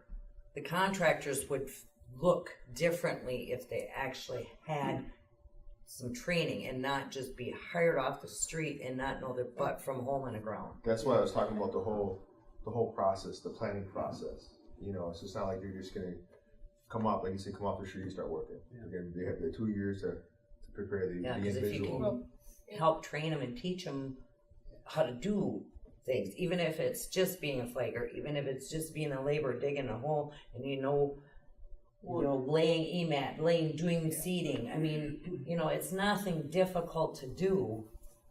it's hard work, but it's nothing difficult to do. But if you show them that, and because most people I was just thrown into it. Here, see, well, what the hell is that? I don't know. You got to explain this to me. I've never done this before. Okay, if they know how to do that ahead of time, then they'll be like, oh, well, that's not so bad. You know? When we first started this, there's one of the things that I did not want to happen is I had a friend of mine who works in a very aggressive tariff program in North Dakota, big oil rigs. And their taro is mandatory percentage hiring. So they'd have 2 to 3 taro guys working on each rig. But they'd wear black t-shirts with white taro across their back, right?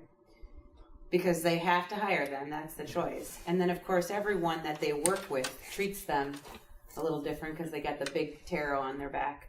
And they obviously never really progress or get opportunity unless they really bust their butt. And there's been a couple of tribal folks that have been going out there for years that have now, since they don't wear a taro t-shirt anymore, they have literally progressed. But in most cases, that sort of stamp on your back, I don't want to create that environment. And that sometimes happens with tribal preference or with tribal mandatory hiring, even on our own projects. Not me as in not talking for DOT, but as in tribe's perspective.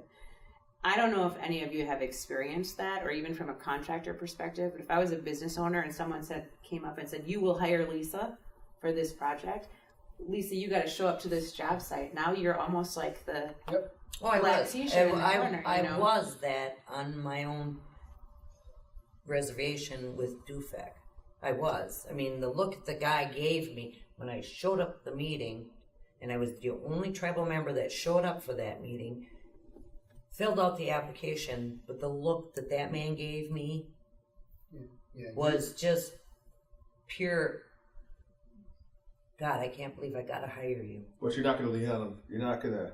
But I didn't give up. I'm not saying you're going to lean on them real hard. I'm saying you're going to make it. You're going to make it so they want to use these people. That's what we like to do. Yeah. And the thing that's the TLAC journey here is it went that way. I mean, we talked about how most effectively the relationship that happens between the tribal employment office and the contractor would be a natural one.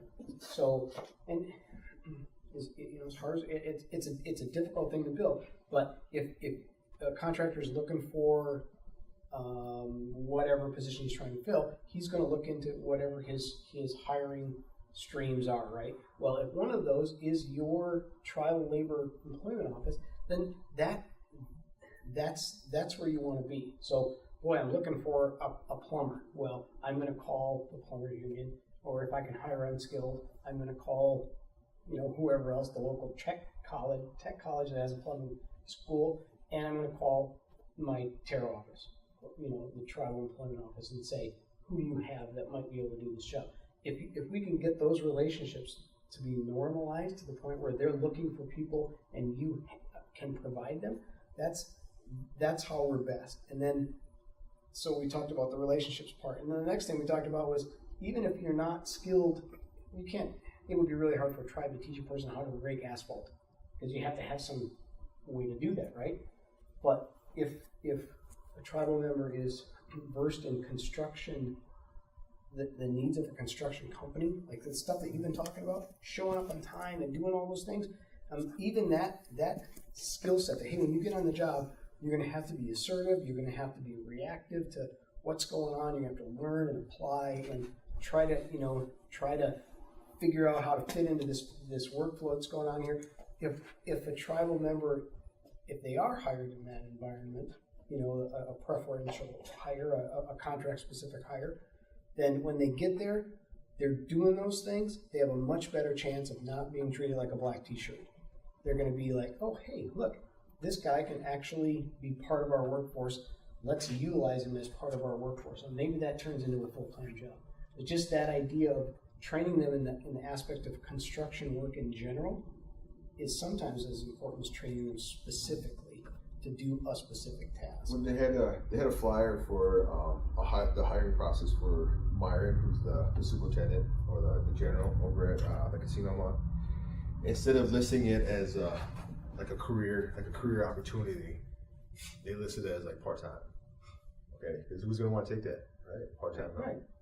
So I said instead of listing as part-time help, and like with that 2-year planning process, they could have listed it as career opportunities into a certain trade that you're interested in. You know, there's a lot of people Yeah, I I talk to. think So it it is, is yeah. about a way of marketing opportunity, even as an employer. It's like I may have a part-time, but it's an opportunity to learn industry in general. So marketing, but underemployment is a huge issue. I mean, you know, in tribal communities too, you know, there's a ton of jobs available that are part-time or only once in a while. And underemployment, you've got people trying to sustain 2 or 3 different jobs just to make ends meet. And in the industry, that's not easy at all. And if But are you're, they going to trade one of those part-time jobs for another part-time yeah, job? if you're, that's just that chance a person takes if they want to advance in pay, right? If you're working at the casino, you're making whatever $12 an hour, and I want to go over here and make $12 an hour also, but it's part time, and but I might be able to get on, you know. And then what if you get laid off? You know, that's what scared everybody off from applying at first. Yeah, because what I like about what I've seen at TLAC, some of the younger kids that have been brought to the paving part of it, instead of paving crew, they actually, the guys take their time and they're showing things. I mean, I've learned things, and I'm just a flagger. Just watching them, I've learned things. I ask questions, but if they're told that there's the opportunity, if you watch, we're gonna do hands-on. Yep. You watch, you do hands-on. We're gonna teach you how to do asphalting. Yeah. We're gonna teach you how to do crack sealing. We're gonna teach you how to do chipping. I mean, the different aspects of the job. If you tell them that there's that opportunity to learn different parts of it, and you're willing to learn it, and you actually teach them, instead of saying you're going to do it and then they don't. I've got a little different perspective here too that isn't fair to other contractors either, because the project you're working on now, how long is that project probably going to be? We're supposed to turn the hotel over like mid-December, but it's been going on since August, September of last year. So a year and a half. A little over a year. Yeah. Okay. Big project, right? Yeah. A lot trades coming in and out, stuff happening, phasing here and there. Yeah. The unfortunate part for companies like us is we come in and we do, a day and a half of grading, and then we come back the next week and we do a day and a half of paving, and then we're gone. Because our portions of the job is so small. So our opportunity to evaluate people, our opportunity to give them long term, and the crew, they're going to go from that job straight into another job, and without adding or subtracting any people. It's tough for some contractors to, maybe I'm making an excuse for myself, I don't know, but it's hard. Sometimes it's hard to integrate people into a crew for that little amount of time, and then because you can't take them with you because you've got a crew to do that work. See, that's like, okay, now they consider when we do snowmobile crossings, that's state pay. It's a state job. So I always get them. Always. I'm the flagger on that job, always. They'll pull me from a job and put me on there when they have somebody else. Like, we have a flagger that works with the crack sealing crew. Well, if there's a state part of it, I get pulled from what I'm doing, and I get put on that job. And I know a lot of the times I get the state pay is because I'm the only Native American working in my company. Yeah. I'm the only one in my company that is Native American. They have contracted out, dump truck drivers and things like that have it's a woman-owned company. Okay, so that fills in part of something, but I'm the native. So I'm their little totem pole thing you want to say. I don't care what happens, I'm always on a state job. If there's a state job going on, I'm flagging it. If I'm not flagging it, I'm running a roller. But what I want, one of my focuses is in our local Northeast workforce is to have a high enough percentage of Native American workers in general that are part of our company as long as they want to be there, that are just part of our workforce, so that in an instance where, so let's say there is a contract specific. You already have the employee. Right, I already have an employee that I can move from another job to meet that, and then they'll go back to their regular crew when they're done. You know, that's it doesn't. That's what it's a does tough for me. kind of a process, but that's eventually what we strive for, is to have a workforce that's representative of where we're at, and so we can meet those. Not I don't want to represent like the token Native American who we move around from place to place. I'm the only one there, so I don't know that. But more like we have this percentage that's there all the time, and so our workforce can represent themselves however we need them to. Exactly. I think that's what all companies should probably start thinking. That's the way they should probably start thinking. Well, this- that they should have so many people on their workforce that are already Native Americans. Well, Then they wouldn't have to worry about Make that. it representative of the And then it wouldn't have to be, well, you have to hire somebody from the reservation that are unskilled that won't work out. Mm-hmm. This way, they're already in the workforce, they're already there, everybody knows they've been working for the company for a while. So that fulfills that part of it. Well, it's kind of a great segue into the next topic. I think that would be valuable to hear from you guys. We've talked about, Native Americans in construction and trades industry all day.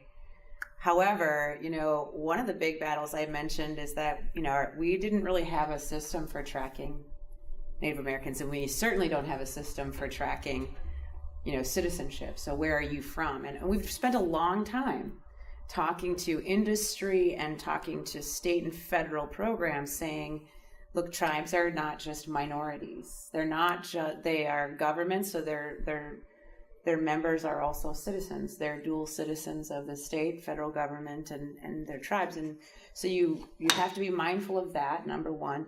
But the problem is we couldn't track any of that. So we had no way of really saying, hey, Dan, there's 25 Oneida tribal members that are working in the industry right now. So we sat down and we started talking about how it works right now. So when you say, and this is kind of what led me to that, you obviously, Pitlick knows you're Native because you have obviously told them that, because they can't come and say, are you? It's why on my are you brown? application. I put Right. it on my application. So, and I suspect that some folks don't want to share that. They don't really want to identify because they don't want that to be a barrier, and that can be. And so we want to be respectful, and this is why we're talking to you. One of the things we did is we worked with the Department of Workforce Development. We modified the state job center database, and we included features in that database that allow individuals to register as Native Americans, and that's obviously self-identification. We're not out there telling people to. But now they get a drop-down box that says, are you a member of any of these tribes? So all of the Wisconsin tribes are listed. And would you like to share your tribal ID? And so on. It lists all those things. So we can go onto the database and we can say, look, we have, 225, Mole Lake tribal members that are in the database. And we have, 300 Lac du Flambeau members that are in the database. And so we can do target recruitment for individual tribes now, which is great because that did not exist before. But my question to all of you is, how do you guys feel about, identifying in the industry, and you're all working with a company right now, but imagine you're new to this and you're now faced with meeting with Dan, and Dan can say, we do have a relationship with, let's just say you got the referral from Lac du Flambeau, so you can assume that the person's from Lac du Flambeau. Mm-hmm. How do you deal with that as a contractor, and how do you guys feel about identifying with where you come from in general with your employer? Well, I'm proud to be Native. I have no issue with that. I've always put Native down on my applications on any job I've ever applied for or done. Because I always believe that I can prove my worth by what I do. And if they don't hire me because they don't want to hire a Native, then it's their loss. But it's my mindset, I believe, my mindset on how I feel. Because you do have your people that say, well, you should just hire me because I'm native. Well, then they don't want to. I'm not going to put that down there. I'm white. Then they'll hire me. If I put Indian down there, they're not going to hire me. And I think a lot of it is mindset. But if the contractors or whoever it is can make you feel at ease when you put Native American down on there, instead of making you feel like, well, I'm not hiring you because you're a native. You know, some companies are like that, but I don't see a problem in it myself. I don't at all. It's gonna get my foot in the door. I'll put it on there. I need my money. So if they ain't gonna hire me, somebody else will, 'cause I know how to work. So I'm confident in that. Well, I think there is a difference. I mean, you mentioned the difference between how that they aren't minorities, that tribal members are not minorities, but there's a difference. But all the same, if you're a contractor of a certain size, you have to represent to the federal government that you have no preference in hiring except when it's contractually obligated, right? So in most cases, you don't have, it doesn't, you have to collect that data, and you have to try and represent hiring goals that are presented to you from the DWD or any other agency, but you don't have the ability to act on that information anyway, right? It's a kind of, so it's honestly, it's hard for a contractor to balance both sides of that.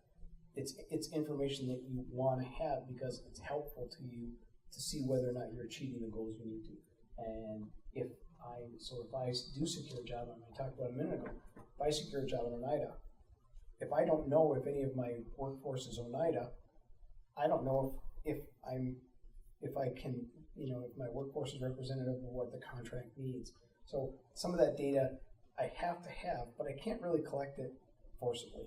So it's really helpful for us if people are honest about what their demographics are. I think, because without it, it's really tough for us to turn I around. think too, if the tribes get more involved in, okay, so if we report to our tribal entities, okay, we're working for this company, or we have this training and we put our applications into certain companies. If we report that to certain people in the tribe, like for instance, she does the programming and stuff for the labor and things and does this, well, why can't we give her the information? Why can't we give that specific person on the in the tribe, that information to be able to say to the contractor, okay, these are our people that are working for this company, that company, or whatever. That's not, to me, that's not violating anything. Right. Because I don't have a problem saying I'm Native. I have no problem whatsoever. I have no problem telling anybody I'm a Native. I have no problem telling where I belong to, what tribe I belong to, where I live. I have no problem with that. Some people do. So we were just talking about, we are trying to cultivate opportunity for Native Americans, but the current process is self-identifying. If you don't do that during the kind of application process or whatever process, we won't know that anyway. Like Celeste is not going to know where everyone is from. So we also realize that tribal governments have wanted to know when they've met with DOT or other folks. We want to know, if our tribal members are working on projects. And again, it kind of still relies on self-identification unless the tribe is tracking things individually with their members. So we were just asking you guys how you felt about identifying as being Native for application purposes or registering or working with your tribal community. I think in my experience, just since I've been working road construction and I've been with the operators, initially I was hired by a company and I was identified as a Native, which, I basically identified that I'm an enrolled tribal member. And it was my work ethic, actually, that had that company put me into the apprenticeship program with the local 139. And the owner of the company had stopped by me and he said, he says, I see how you're working. You're here early. You pay attention to what's going on around you. I started off flagging, and even though you're flagging, you're looking at what that dozer operator's doing, and you're getting out there and making sure his path is clear so he doesn't have to get out of his equipment. So when that owner of that company stopped by me, and I asked him, I said, do you ever put, because of the trans program, Kim Kircher was the one who introduced me to the apprenticeship program, and she said, check it out. And we came down here and we actually took a tour of the facility. And so that led me to ask the owner of this company that, I said, do you ever put anybody into the apprenticeship program? And he says, call me later and we'll get together. And so we had a rain day that week. I called him, he actually met with me, and he put me in the apprenticeship program that I started in July, so in September I was in the apprenticeship program. And he told me, he said, I don't care if you're in the trans graduate, I don't care if you're Native, I don't care what your nationality is, I like your work ethic. And so that kind of led through, I did not complete my apprenticeship program with this contractor, but I transferred to another one. And when they hired me on, I went to them because work was getting less and I needed more hours for my health insurance and things like that for Local 139. So when I got hired there, the employer did a really good thing, and it was their HR person, and they covered the EEO stuff, and they actually made me feel really comfortable that I am Native and I am not ever going to be looked at because I'm Native in a different way. And throughout their company, they make sure that if you have an issue, please come to them. And it's not just the rubber stamped, we have an open door policy. They stop around and they ask, how are things going? If you have an issue with someone, they come out and they actually meet with you and the other folks and they talk. And so if there's, for some reason, somebody might perceive that because you're Native, you're being treated differently, and that could be a misconception that happens, and I've seen this happen at work. And so you have somebody who comes out and they actually talk to everybody there and say, you know, what happened, and you get clarification. It really helped the work environment. And when I got hired, the employer said, oh, you're tribal, can I get a copy of your tribal ID? And they asked. You know, if I would have said no, they would have been fine. But a lot of it comes not just from your foreman, your superintendents, but the folks in the office. They were so good at addressing that because they know on certain projects that you have to meet this minority requirement.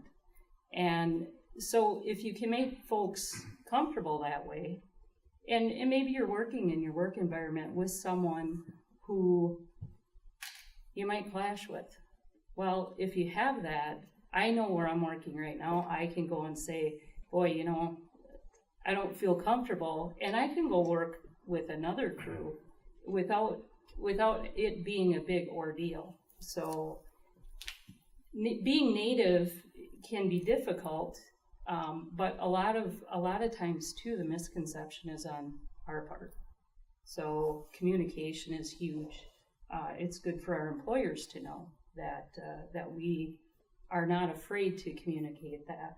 You're still going to have, I don't care what nationality you are, there's always going to be that issue out there where somebody isn't going to like you. It might be because you got dirty boots, or you don't have dirty boots, but you know, you don't work hard enough. You got blonde hair and green eyes. You know, Who knows, right?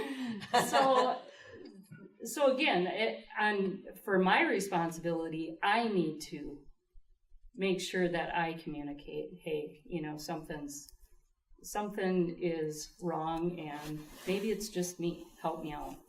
And the employers that I have worked with since I've been in the industry have been pretty good about that. Where do you work now? I work with American Asphalt. Yeah. I do.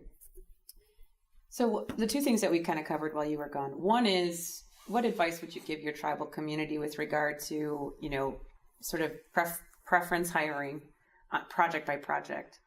And then the second part of the question is what I just mentioned in terms of identifying as Native American. Yeah, I don't think I've ever had a problem with identifying as Native American. I don't even think I've ever thought about it. I mean, I've always just identified with who I am. I mean, I've never tried to hide or think. I mean, it's pretty evident that I'm Native American. I'm not just going there and say I'm Caucasian.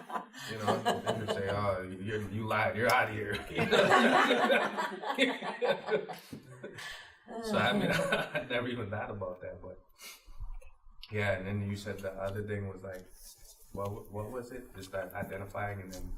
Yeah, I mean, identifying. I mean, and Recommendation. are you comfortable with, you know, people tracking you as a, and you're from? I think Oneida, they right? should. Yeah, I think they should because I mean it matters, you know, and it's resourceful for our employers, and resourceful for the tribe, and it's resourceful for a number of reasons. So I think that it should be tracked, you know, and it's not, things don't always look that great. I mean, when numbers are tracked, but I think that we need to have that data.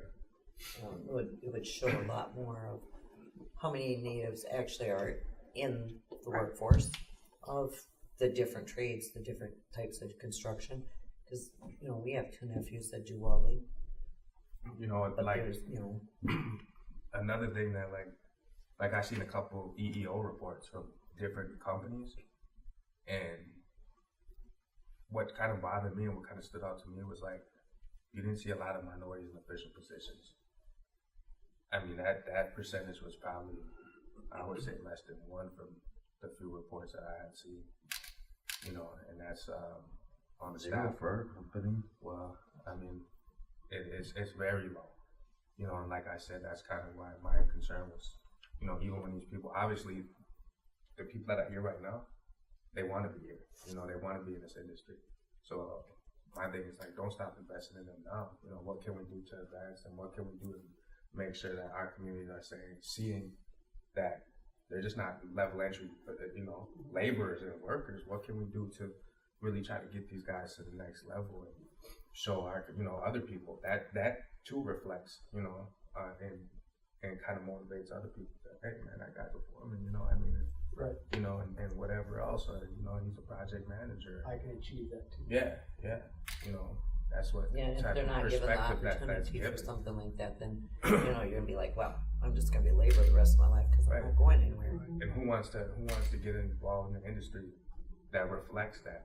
But right now, if you looked at the numbers and you were to request those reports from, you know, the contractors in whatever region you're at, I mean, I think that you would be pretty disappointed. You know, because I was disappointed when like I said, when I seen a few that I was able to see.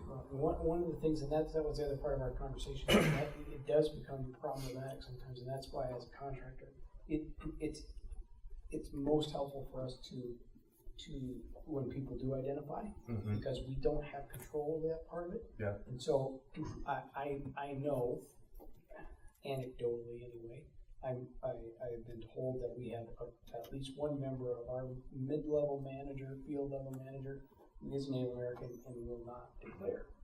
Has not, and doesn't have interest in doing it. Right. So that, in effect, makes our numbers look different than they actually are. Yeah. So that was kind of part of my original thing, is when we do that, the contractor's caught in a tough spot where we want to be able to promote to other tribal employees and to into the world in general that, hey, we are doing our best to cultivate tribal members within our workforce. Yeah. But if it being such a sensitive kind of subject, and some people don't want to talk about it at all, some people don't even want to identify, it's a tough thing for us to do. Right. Because we can't use the examples, you know? Yeah. That's sometimes it's frustrating. I think even- sometimes it's mindset. You know, you're proud of being Native. I'm proud of being Native. We don't have a problem identifying ourselves with being Native. But some people it for hasn't this, gone but that some way. people, they're just like, well, I'm not gonna tell them I'm native because otherwise they're not gonna hire me or I'm not gonna get a promotion. Right. You know, there is that mindset, but I think if you can communicate with the people that you work with and you can communicate with your employer and talk these things out and work these things out, you'll have a whole different aspect on the outlook on that. Because if you don't have the open communication and can talk with people, you're not going to know. If it's the right thing, you know, I mean, sometimes, especially amongst men, I heard what you had to say, you know, about, you know, being transparent with HR and being transparent with your manager and things like that. But it's a tough thing to do when you're on the road because you work with those people. I mean, speaking from a man's perspective, I mean, because then what is the language What that happens you when about the you? HR guy drives away? You know, then they're saying, hey, that guy's over there in HR. So then you're having to deal with the backlash of trying to be professional. You know what I mean?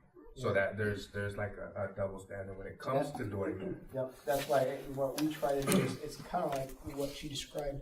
We're trying to make an environment where where all of the people in that chain, down to kind of everybody, has bought into the process. So it isn't just HR person coming out and saying this is how the environment's going to be. Mm-hmm. It's kind of everybody thinking that way. Yeah. And you know what? Yeah. It doesn't matter if there's a member of management standing here right now. We're going to act the right way, whether or not, because that's the way our company is. Yeah. And that's that.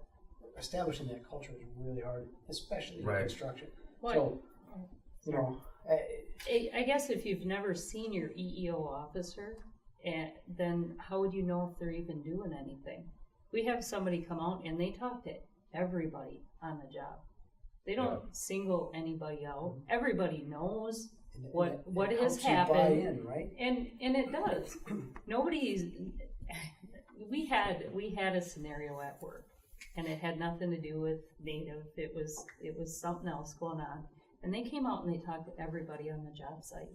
Nobody got fired. Nobody got a day off. But they talked to everybody to find out what was going on. Had they not done that, it would have kept going on. The work environment would have been not safe because that's a safety issue. But if nobody would have said anything to the EEO officer, it would have continued and it would have not been a good work environment. So it's not, an EEO officer coming out isn't a negative thing. And the company utilized that officer to come out and I guess take care of a miscommunication problem that was going on. Once they did, communication got great and everything was great in the work environment. Is it always going to happen that way? No. But if you don't do it at some point, it's just gonna fester. Right. I understand what you're saying. I mean, but I've also, within the jobs that I've had and within the industry, I've also had some bad experiences as well. Yeah. As well as I have. And they outweigh the good ones, I mean, just to be honest. And I actually left. I left an employer, and in that scenario, it wasn't a good environment. It had nothing to do with me being Native. It was people specifically in their little cliques. Right, yeah. So it's not always a Native thing either. Yeah. But they have their little cliques because you weren't part of that company before, or you didn't work on that crew. Right. That makes it, and then we've all been together, and now we brought this other person in there, and they don't fit. Right. And then for an individual like yourself, because I've seen that as well. Yep. I mean, how do you advance in those situations? You don't advance because those relationships are already established, and those are the people that end up moving up the chain. Well, I think though one of the things we have established though, and I think both the ladies will probably agree that eventually what makes you accepted is all the same stuff that it's universal, right? Yeah. It's I agree with that. I from the other crew member's perspective, I kind of have to accept this person because man, she's here all the time. She's working her ass off. You don't have no choice. Right, exactly. Yeah. So you're kind of proving them wrong in that sense. And some of that, and I started out the whole day by saying that it's a process, and some people have to be able to change their minds on their own time. You know, Right, yeah, I and understand that that. takes just kind of convincing people. And some of it is the company helping them understand that, hey, this is the way we are going to do business. Now, get your head around it, Yep. and you know, and so it's a two-part process. Because like when I started, it felt like there was a couple of people that they absolutely did not like me, and it had nothing to do with being native. It didn't have it. It just had to do with I was a new chick on the block. Okay, stupid catty women, jealous.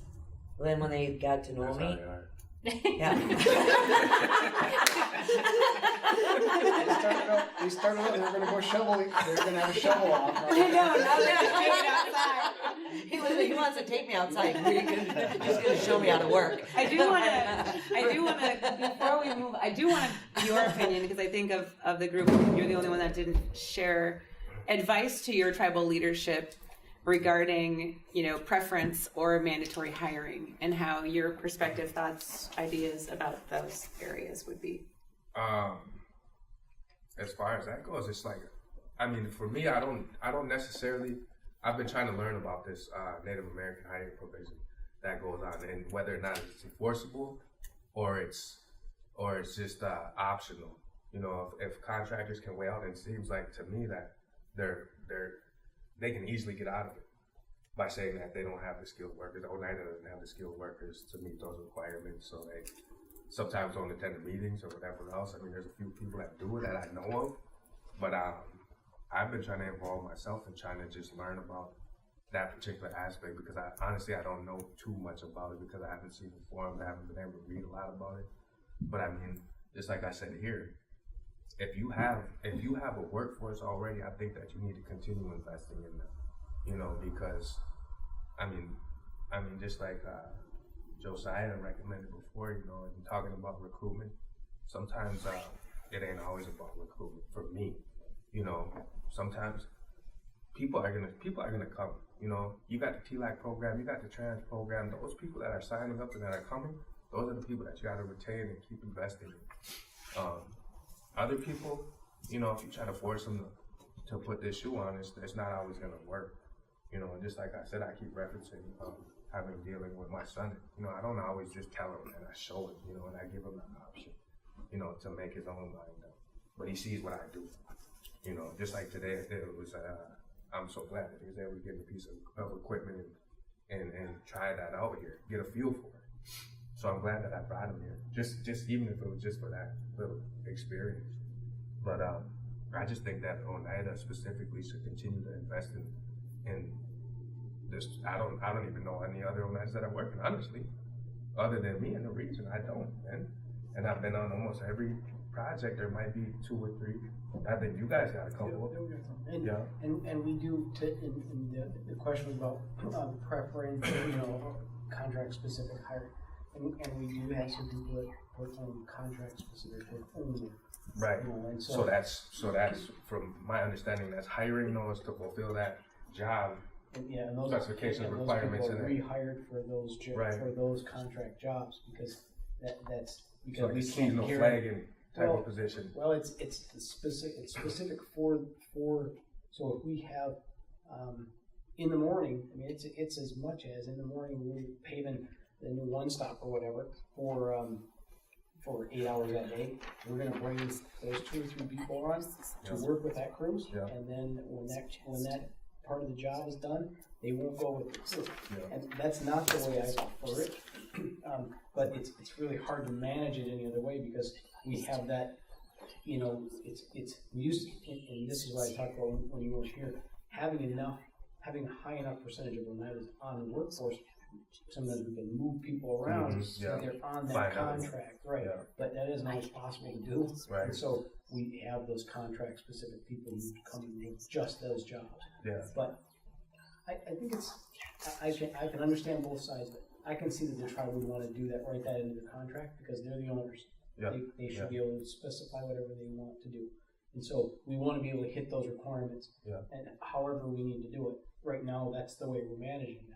But ultimately, I would think that the tribe would want to say, if you have 350 people, if you had 30 of them that were Oneidas, it wouldn't matter if they were on this specific project, because we know that your overall percentage of our population is high enough that they're working, right? Yeah. Everybody's working. Yeah. So whoever works on this project isn't as important as the fact that we have members out there making a living. Yeah. Right? Yeah. But that's a hard. How Hard do we get balance. there? How do we get there? Yeah. You know. Yep. And I guess that's what everyone is working towards, right? I mean, Yeah, it's trying to. that's what the TLAC. That's what Well, we're I mean, trying and to see, do. I mean, and maybe I should have preferenced it a little bit. I think we all know in terms of industry, you all work there, is that we're not going to create careers by requiring a contractor to hire a tribal member for 2 days on some job that's in your tribal community. I mean, this isn't a career that you're going to be able to sustain working on projects that are in your community. That's not the way this industry Because you don't works. get that many in your Right. in your communities anyways. Talk about the hiring provision. It's been in its current form. I have applied it to 14 projects statewide since 2011. So there's none, really, pretty much. Yeah. A lot more in Oneida simply because it's a bigger area. Yeah. However, with that being said, so that's not my focus or Celeste's focus in terms of mandatory preferential hiring, because we know that's not going to create careers. And as a matter of fact, having talked to other folks about it, I shared a story a little bit earlier that you might have missed, is that we were talking to folks out in North Dakota who have tarot programs that are mandatory. So you got these 3 employees on each oil rig that are required to be hired because of tarot, and they put them in a black t-shirt that has big white letters on the back that says tarot. Well, how do you think those folks feel working on that project? I wouldn't want to be in that situation. And they put them on for the sake of putting them on, but they're not getting advancement opportunities. They're truly, the black t-shirt guy.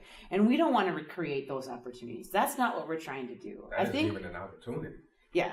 I mean, you can't even say that's an opportunity. I wouldn't even be interested in if somebody told me, yeah, I'll pick you up for 2 days and drop you out. No, I'm okay with doing what I'm doing. Right. That to me is kind of disrespectful, honestly. Especially when some of these guys do have skill sets, some of these women do have skill sets, man. Yeah. And I admire all the women in the industry because of how hard it is. Yeah. So seeing you guys out there, man, I mean, it makes me feel good to be even sitting with you guys, man, because like I said, I know just how difficult it is. Being Native and woman, that's kind of a In double. this industry. Yeah, it is. You gotta have tough skin. Yeah, you do. Yeah. And we grew up that way with the tough skin, so that makes it. A lot of women aren't like that though. A lot of women, you say one word and they're bawling. Or they're just, I can't deal with this. I'm out of here. I have 2 things we want to wrap up. So we got about 15 minutes left of this session, and then I know that the film crew wants to do a really cool shot, which I can't wait to see, by the way. So anyway, the last 2 things we wanted to talk to you guys about is, number 1, we would like you to what is a message you would give to a young person who you're trying to encourage, give this career a shot? And, just a couple of sentences. So I'm going to let you think about that for a little bit. And then the other piece is just, let me go back and see what we were. Because you guys covered a lot of stuff today, and I really appreciate you sharing. So, what advice would you give to the younger sort of version of yourself, or even a younger member of a community that you're coming from? And then just any kind of wrap up. Like if you could share with me or Celeste what you'd like to make sure we don't leave here not knowing, what would that be? What about his opinion? Would be great. Right? I mean, we keep talking about this, but he's my son. He's seeing me, right, working in this industry, right? For some years, you see how long I'm gone to work. You see what I do. I don't get to see you. Yeah, sometimes I don't get to see him throughout the week. I get to see him on the weekend. And that. Is this something that you have thought about doing in your career? Yeah. What makes it interesting to you?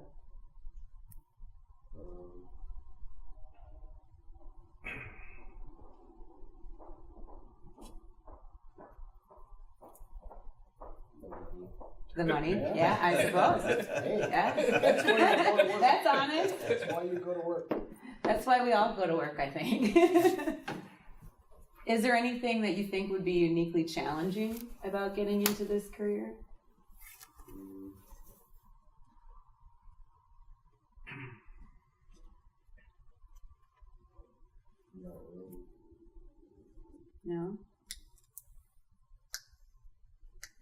I think that he's a hard worker, and I think that he sees what I do, and you know, he wants the opportunity to do things too. I mean, as far as like, Well, you got to operate some equipment today. Did you like that? Yeah. Yeah. Think you could do that every day? Yeah, it's easy. Yeah, it's easy. Awesome. So Celeste, I was just gonna step out, but I just said the two wrap up things is one is just anything that you guys want to share with us before, you know, that you want to make sure that we know about your career in the industry. And again, kind of going back to the purpose of all of this, we got you all together because we really never talked to anybody in the industry. We've talked to tribes, we've talked to contractors, we've talked to DOT folks, we've talked to, you know, unions, we've talked to, you know, DWD, but we've not actually talked to anybody that's working in the industry. And Celeste and I's job in the work that we do with tribal labor is to ultimately provide services and opportunities to all of you. And so we wanted to pick your brain about what we could do better for the folks that are actually working in the industry. And then also just learn more about what it is like, what's work a day in the life of what you're doing. So if there's something that you can leave us with, is there anything you want to share with us that we didn't talk about today? Any challenges, barriers, positives? Don't forget about this. I mean, my positive for what I do in the company that I work for, all of the guys that I work for, they thank me at the end of the day for keeping them safe.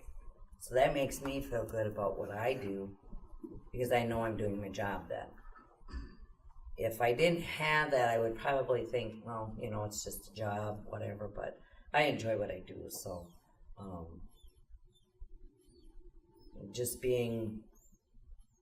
having people appreciate you and appreciate what you do. You know, just that little bit of saying a thank you or good job, it goes a long way. It goes a long way in workforce, anywhere. Anyone else? Just when you're starting off, you just gotta stick with it. It's long hours, you work hard, sometimes you play hard. It's worth it though, in the long run. You're gonna get ahead. It's fun. I enjoy it. Enjoy being outdoors. You know, I enjoy working hard too, so I'd rather do that than sit in the office. Couldn't push papers all day. But the same for everybody. You gotta sacrifice a lot. Like I said, I missed out on a lot with my kids. Yeah. That's probably the biggest downfall for me. Is knowing I maybe missed a first step or a first word or whatever. Something like that. So, they say it's for a single man, but it helps my family out. Yeah, the percentage of single people in the industry isn't as high as everybody wants to say it is. Wow. In our company, mostly family people, which is hard. yeah. My brother said that's what made his marriage work, because he never sees her. But I think that, you know, woman-wise, I think the industry is getting better for women for growth, you know. And so if you can talk to the young women and get them interested in this line of work and knowing that you don't just have to be a flagger, you can become an operator. You can climb. You just got to work hard at it. It's harder for women than it is for men, but if you just keep going at it, keep climbing and keep going, eventually you're gonna do it. You know, me, I don't want to. I'm satisfied with where I'm at. My sister, on the other hand, she had to climb a little bit more. She did what she wanted to do. So, you know, I just think it's great that she does it. It's just something I didn't want to do. But I think the younger girls should be talked to and given the aspects of the different stages that they can. There is room for advancement in construction if they work hard, and you know, like she did, going to school and learning all this stuff because she wanted to. So I just think that we should try to get more women in the workforce. It's a fair. What was the question again? Man, Anything you want us to leave here with that we should, anything at all, thoughts, issues, challenges I don't know. that we haven't talked about? Yeah, I know we talked about a lot, so don't, Yeah, I don't know. You know, it is. I think I shared about as much as I could share today. It is a tough industry, man. But I think that I don't know. You know, there's coming from where I came from. You know, in my environment, it's like the construction industry gave me a chance. You know, to earn a family supportive wage. You know, because where I grew up at and the people that I grew up around, they did other things that put them in jail and the places that none of us want to be at. You know, and I think that a lot of people, all they want is an opportunity in a fair shake. You know, and I think that the construction industry it's a pretty forgiving industry. You know, as far as getting into it, and there's not a lot of barriers to get into it. It's just retaining people, getting the right people on board, and then like I said, trying to invest in the right people, continuing to try to invest in those right people. Because for me, I mean, as much as I've done, I don't want to stay in the same position all my life. You know, so like I was telling him earlier, I don't want to stay on the road all my life. I've been going to school and investing in myself for a reason. You know, so I mean, like I said, eventually there's going to be an opportunity that I could get a hold of it. You know, that's why I participate in these things. And just like I told these guys, I didn't come here for, you know, for the mileage or lunch. You know what I mean? I could have spent time with all of my kids today. But I think by me coming here, Levi coming here, you know, I told him to come with me. Coming here, it's going to help other people down the road, and that's really why I came. well, it's a great, way to kind of wrap things up. I am greatly appreciative for all of you guys joining us. I really, I value the work that you're doing. I know that I could probably never do it, but, I do realize that we need to do more work in making and opening doors for our community members. And Celeste and I want to be part of that, but we can't do that without you. So we do appreciate you guys coming today.